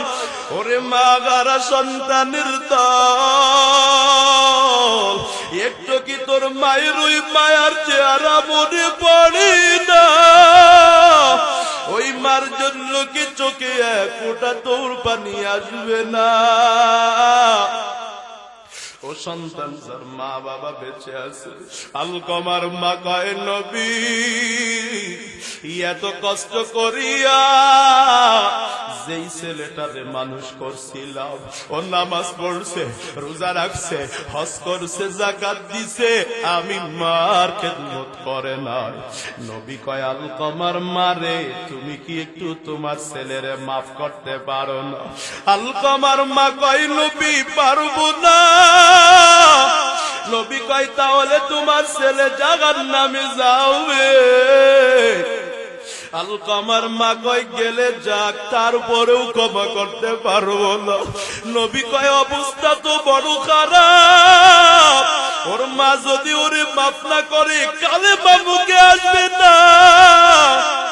যে যুবক গুলো মারে কষ্ট দাও, বাবারে কষ্ট দাও, কলমে লিখে নাও, মরণে কালেমা নসিব হবে না। আমার নবী কয় ওর মারে ব্ল্যাকমেইল না করলে হবে না। নবী কয় সাহাবীরা শুকনা লাকড়ি গুলো সংগ্রহ করে আনো, আর পেট্রোল নিয়ে আসো, কেরোসিন তেল, ডিজেল তেল যা আছে সব নিয়ে আসো। আলকমার শরীর থেকে কাপড়গুলো খুলে ফেলো। যেই সন্তানটা মারে কষ্ট দিছে, আমি ওই সন্তানকে রাখবো না, পুড়াইয়া দিব। আলকমার শরীরের কাপড়গুলো খুলিয়া লাকড়ির উপরে শোয়া, সাহাবারা আলকমার নিয়া লাকড়ির উপরে শোয়া দিছে, লাকড়ির মধ্যে তেল ঢালতেছে। আমার নবী আগুন নিয়া কয়, ও আলকমার মা, এক্ষুনি তোমার ছেলের শরীরে আগুন ধরায়া পোড়ায়া দিব। জনম দুঃখিনী মা ডেকে কয়, নবী এই কাজটা আপনি করবেন না, আমি মা হইয়া সহ্য করতে পারবো না। ও নবী, আমার ছেলের গায়ে আগুন দিবেন না, পাও ধরিয়া বাপ চাই। আমার নবী ডাক দিয়া কয়, আলকমার মা, আপনার ছেলে এখন দুনিয়ার আগুনে পড়বে, এটা আপনি সহ্য করতে পারবেন না। অথচ জাহান্নামের আগুন দুনিয়ার আগুনের চেয়ে 70 গুণ তেজ। ওরে দুনিয়ার আগুন হাতে লাগলে হাত পড়ে, পা পড়ে না, চেহারা পড়ে না। নবী কয়, আল্লাহ কয়, নারুল্লাহিল মুকাদ্দা আল্লাতী তাত্তালিউ আলাল আফিদা। কত মানুষের হাত পোড়া জমিনে গড়ে, পা পোড়া জমিনে গড়ে, হাতটা পুড়ে গেছে, পাটা পুড়ে নয়। আল্লাহ কয়, জাহান্নামের আগুনে হাতটা পুড়লে, পাটা পুড়লে, এক জায়গা পুড়লে পুরা শরীর ধরে পুড়ে যাবে। ওই শরীরের মধ্যে নাড়ি বুড়ি কলিজা পর্যন্ত সিদ্ধ হয়ে যাবে, ভুনা ভুনা হয়ে যাবে। ও আলকমার মা, তুমি যদি ছেলেরে মাপ না করো, ছেলে যেই জাহান্নামে পড়বে, ওই জায়গার নাম কেমন জানো? ওরে আলকমার মা, ওই জায়গার নাম তোমার ছেলে যখন যাবে চিৎকার করতে থাকবে, ডাক দিয়া বলবে,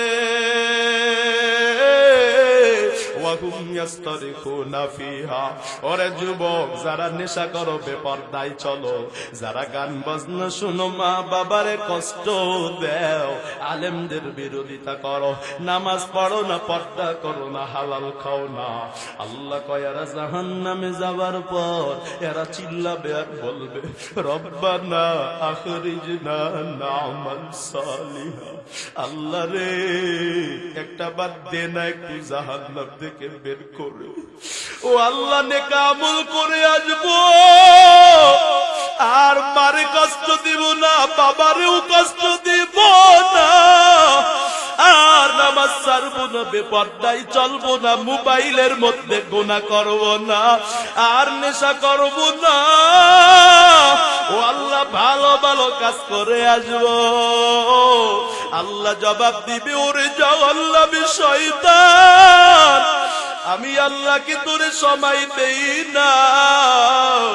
আওয়ালাম নুআম্মিরকুম মা ইয়াতাযাক্কারু ফীহি, আমি আল্লাহ তোরে কি সময় দেই নাই? ফাজিল বলছি পারা মাহফিলে বইছে, জাহান্নামের কথা কি তুই শুনস নাই? তুই চাইলে মাহফিল থেকে উপদেশ নিতে পারতি, মা ইয়াতাযাক্কারু ফীহি মান তাযাক্কারা। তুই চাইলে গুনাহ ছাড়তে পারতি, ছাড়ো নাই। তুই চাইলে এই দিনের পরে নেশা ছাড়তে পারতি, ছাড়ো নাই। তুই চাইলে আজকের পর থেকে মা বাবার খেদমত করতে পারতি, করো নাই। আল্লাহ কয়, হুজুরদের বয়ানগুলো না শুনিয়া জাহান্নামী হয়েছো, ফাযুকু, চেখে দেখ জাহান্নামের আগুনটা কত মজা। ওরে ফেরেশতারা তখন গুনাহগারের সাথে ঠাট্টা করবে, বিদ্রূপ করবে। আল্লাহ কয়, ফালইয়াউমাল্লাযীনা আমানু মিনাল কুফফারি ইয়াযহাকু আলাল আরাইকি ইয়ানজুরু। জান্নাতীরা জাহান্নামীদেরকে টিটকারি মারবে, বরছনা করবে, ফেরেশতারা তাকাইয়া তাকাইয়া সেগুলো দেখবে। আরে নবীর উম্মতের দল, আল্লাহ কোরআনে কয়, ওই জাহান্নামের আগুনে আল্লাহ বলবে, মজা লয়া দেখ, আগুনে পুড়তে কেমন মজা লাগে। আমার আল্লাহ কয়, আরে দুনিয়াতে কেউ যদি আগুনে পুড়ে চামড়াটা একবার পুড়ে গেলে গোস্ত পোড়া শুরু হয়, আর চামড়া পড়ে না। আল্লাহ কয়, কুল্লামা নাদিজাত জুলুদুহুম বাদদালনাহুম জুলুদান গায়রাহা। একটা চামড়া পুড়ে গেলে আমি আল্লাহ আবার নতুন চামড়া দিব, যাতে করিয়া বারবার ও চামড়া পোড়ার মজাটা পায়, বারবার চামড়া পোড়ার মজাটা যেন পাই। নবীর উম্মতের দল প্রশ্ন করবেন, হুজুর মারা কি যাব না? আল্লাহ কয় না না, ওই জাহান্নামে কারো কোনো মরণ হবে না। নবীর উম্মতের দলেরা, ও নাফরমান, তওবা কেন করবি না বল? ওই কবরের আযাব সহ্য করতে পারবা না, আজকে থেকে তওবা করে নাও। বিশেষ করে 3টি কাজ করবা না। নাম্বারে বাবা, নেশা করবা না, গান বাজনা করবা না। 2 নম্বরে মা বাবার অবাধ্যতা করবা না। 3 নম্বরে মহিলাদেরকে বেপরদায় ছাড়বা না, গুনাহের দিকে আকৃষ্ট করবা না। ও বাবার দল, ও মায়ের দল, আপনার যেই ছেলেটা বেপরদায় চলে, হাসরে যখন আল্লাহ বলবে পর্দা কেন করো নাই, কোরআন কেন পড়ো নাই, আপনার ছেলে আর মেয়ে বলবে, ও আল্লাহ আমি ছিলাম ছোট। وقالوا ربنا إنا أطعنا سادتنا وكبراءنا فأضلونا السبيلا। والله মা বাবা পর্দা শিখায় নাই, বাবা বলে নাই বোরকা ছাড়া বাড়ি থেকে বের হবি না, বাবা বলে নাই খবরদার সন্তান নেশা করলে বাড়িতে খানা পাবি না, জায়গা পাবি না। আমার বাবা বলে নাই নামাজ না পড়লে তোর খানা দিব না। ও আল্লাহ, বরং নামাজ না পড়িয়া রোজা না রাখিয়া সারাদিন মোবাইল চালাইয়া 14ই ফেব্রুয়ারিতে অবৈধ নারীর ভালোবাসায় মত্ত হইয়া নেশা করার পর রাতের বেলায় যখন ঘরে ঢুকছিলাম, মা বাবা ঘুমানোর জায়গা দিছে, মজার মজার খানা দিছে। ও আল্লাহ, আজকে ওই মা বাবারে ধরো। আমার আল্লাহ ডাক দিয়া কয় মা বাবা, তখন মা বাবার হাতে হ্যান্ডকাপ লেগে যাও। আদরের মেয়ে বলবে, আল্লাহ আমার বাবারে দাও, আমার বাবা কেন নামাজ পড়তে শিখাইল না, আগে তার জাহান্নামে দেও, তা না বলে আমি জাহান্নামে যাব না।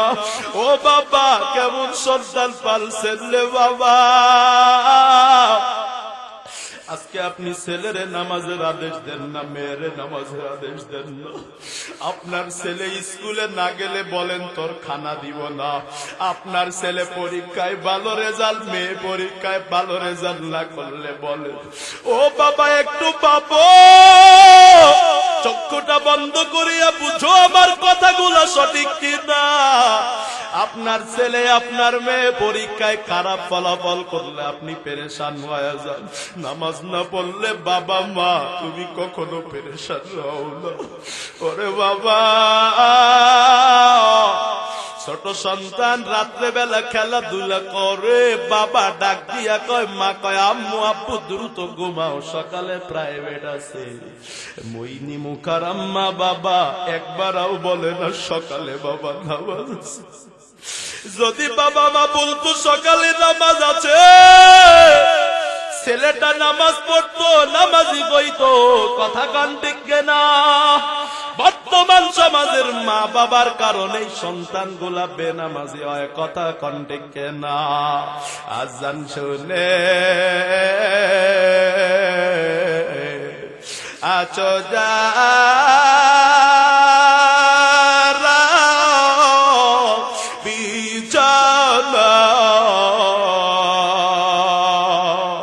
তাদের জন্যে কান্দেন নবী মদিনায়, তাদের জন্যে কান্দেন নবী মদিনায়।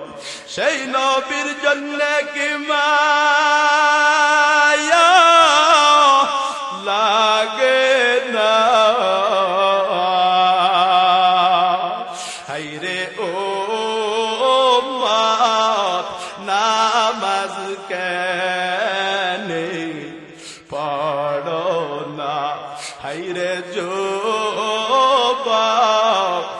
মসজিদে কেনে যাও না। ওই বেনামাজির কবরের আযাব থেকে কেউ বাঁচাতে পারবে না। কবরে একটা নাই, দুইটা নাই, 99টা সাপ সবল মারিয়া দিবে। জাহান্নামের আগুন বেনামাজির কবরে দাউ দাউ দাউ দাউ করে জ্বলবে। ওরে বাবা, একা একা মসজিদে প্রথম কাতারের মুসল্লি, ছেলে নামাজ পড়ে না, মেয়ে নামাজ পড়ে না, তুমি জান্নাতে যেতে পারবা না। ছেলেটারেও নামাজ পড়ানো লাগবে, মেয়েটারেও নামাজ পড়ানো লাগবে। আরে যুবক, কথা দাও 3টা কাজ করবা না। নেশার দ্বারে কাছেও যাবা না। কথা দাও গান বাজনা করবা না। যেখানে গান বাজনা আছে সেখানে তুমি থাকবা না। ওই অনুষ্ঠান বয়কট হবে। কে কি বললো আসে যায় না, আল্লাহ কি বললো সেটা আসে যায়। কথা দাও মেয়েকে, বিবিকে, বোনকে, নিজের বউকে, এদেরকে বেপরদায় চালাবা না। 3টা ওয়াজ নিয়ে বাড়িতে যাও। 3টা ওয়াজ যদি না মানো, কবরে জাহান্নামে বাঁচতে পারবা না রে বাবা। পড়তে পড়তে জাহান্নামে কয়লা হয়ে যাবা রে বাবা। এই গরমে পড়তে পড়তে পানি আর পানি বলে চিল্লাবা। পানি পানি বলে চিল্লাইলে গরম রক্ত গন্ধযুক্ত পুষ্সারা কিছু দেওয়া হবে না। আমার আল্লাহ কয়, সেগুলো যখন পান করার জন্য কাছে আনবা, চেহারার গোস্ত আর চামড়া গুলো গলিয়া গলিয়া গরম পুজের মধ্যে পড়ে যাবে। আল্লাহ কয়, কামান গুয়া খালিদুল ফিন্নার ওয়া সুকুমা হামিমা ফাকাত্তা আমআগু। কলিজা নারী বুড়ি সব গলিয়া গলিয়া পায়খানার রাস্তায় পড়ে যাবে। এ যুবক, একটা কথাও মিথ্যা না। আমি তোর দুশমন না রে ভাই, আমি তোর বন্ধু। তোর মতো আপনার আমার কেউ নাই।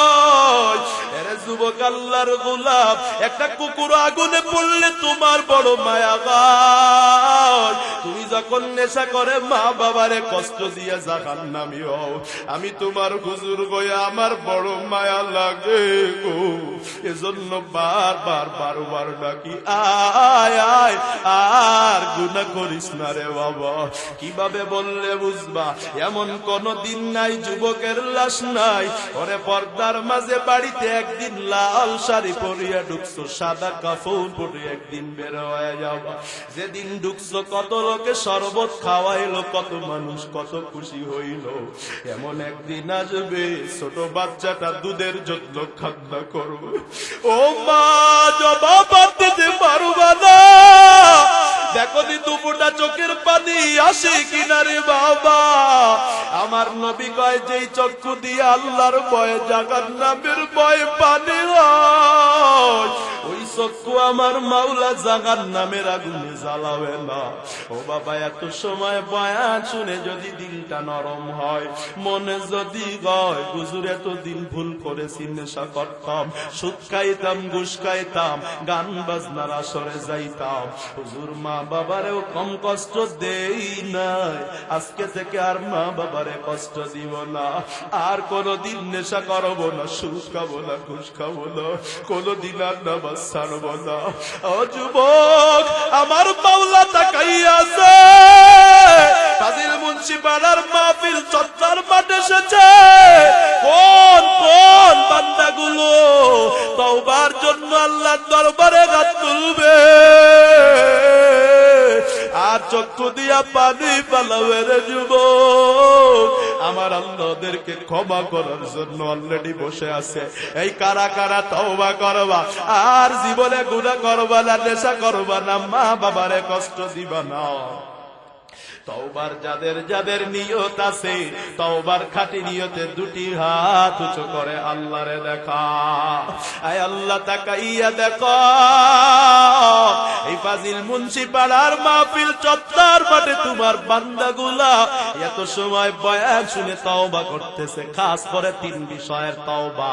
জীবনে কোনদিন নেশার ধারে কাছেও যাব না, কোনদিন মা বাবারে কষ্ট দিব না, আর কোনদিন নারীদের মেয়েদেরকে বেপরদায় ছেড়ে দিব না, বেগানা নারী দিকে তাকাবো না। আল্লাহ সবার তওবা কবুল করেন মুআব্বতে আমিন।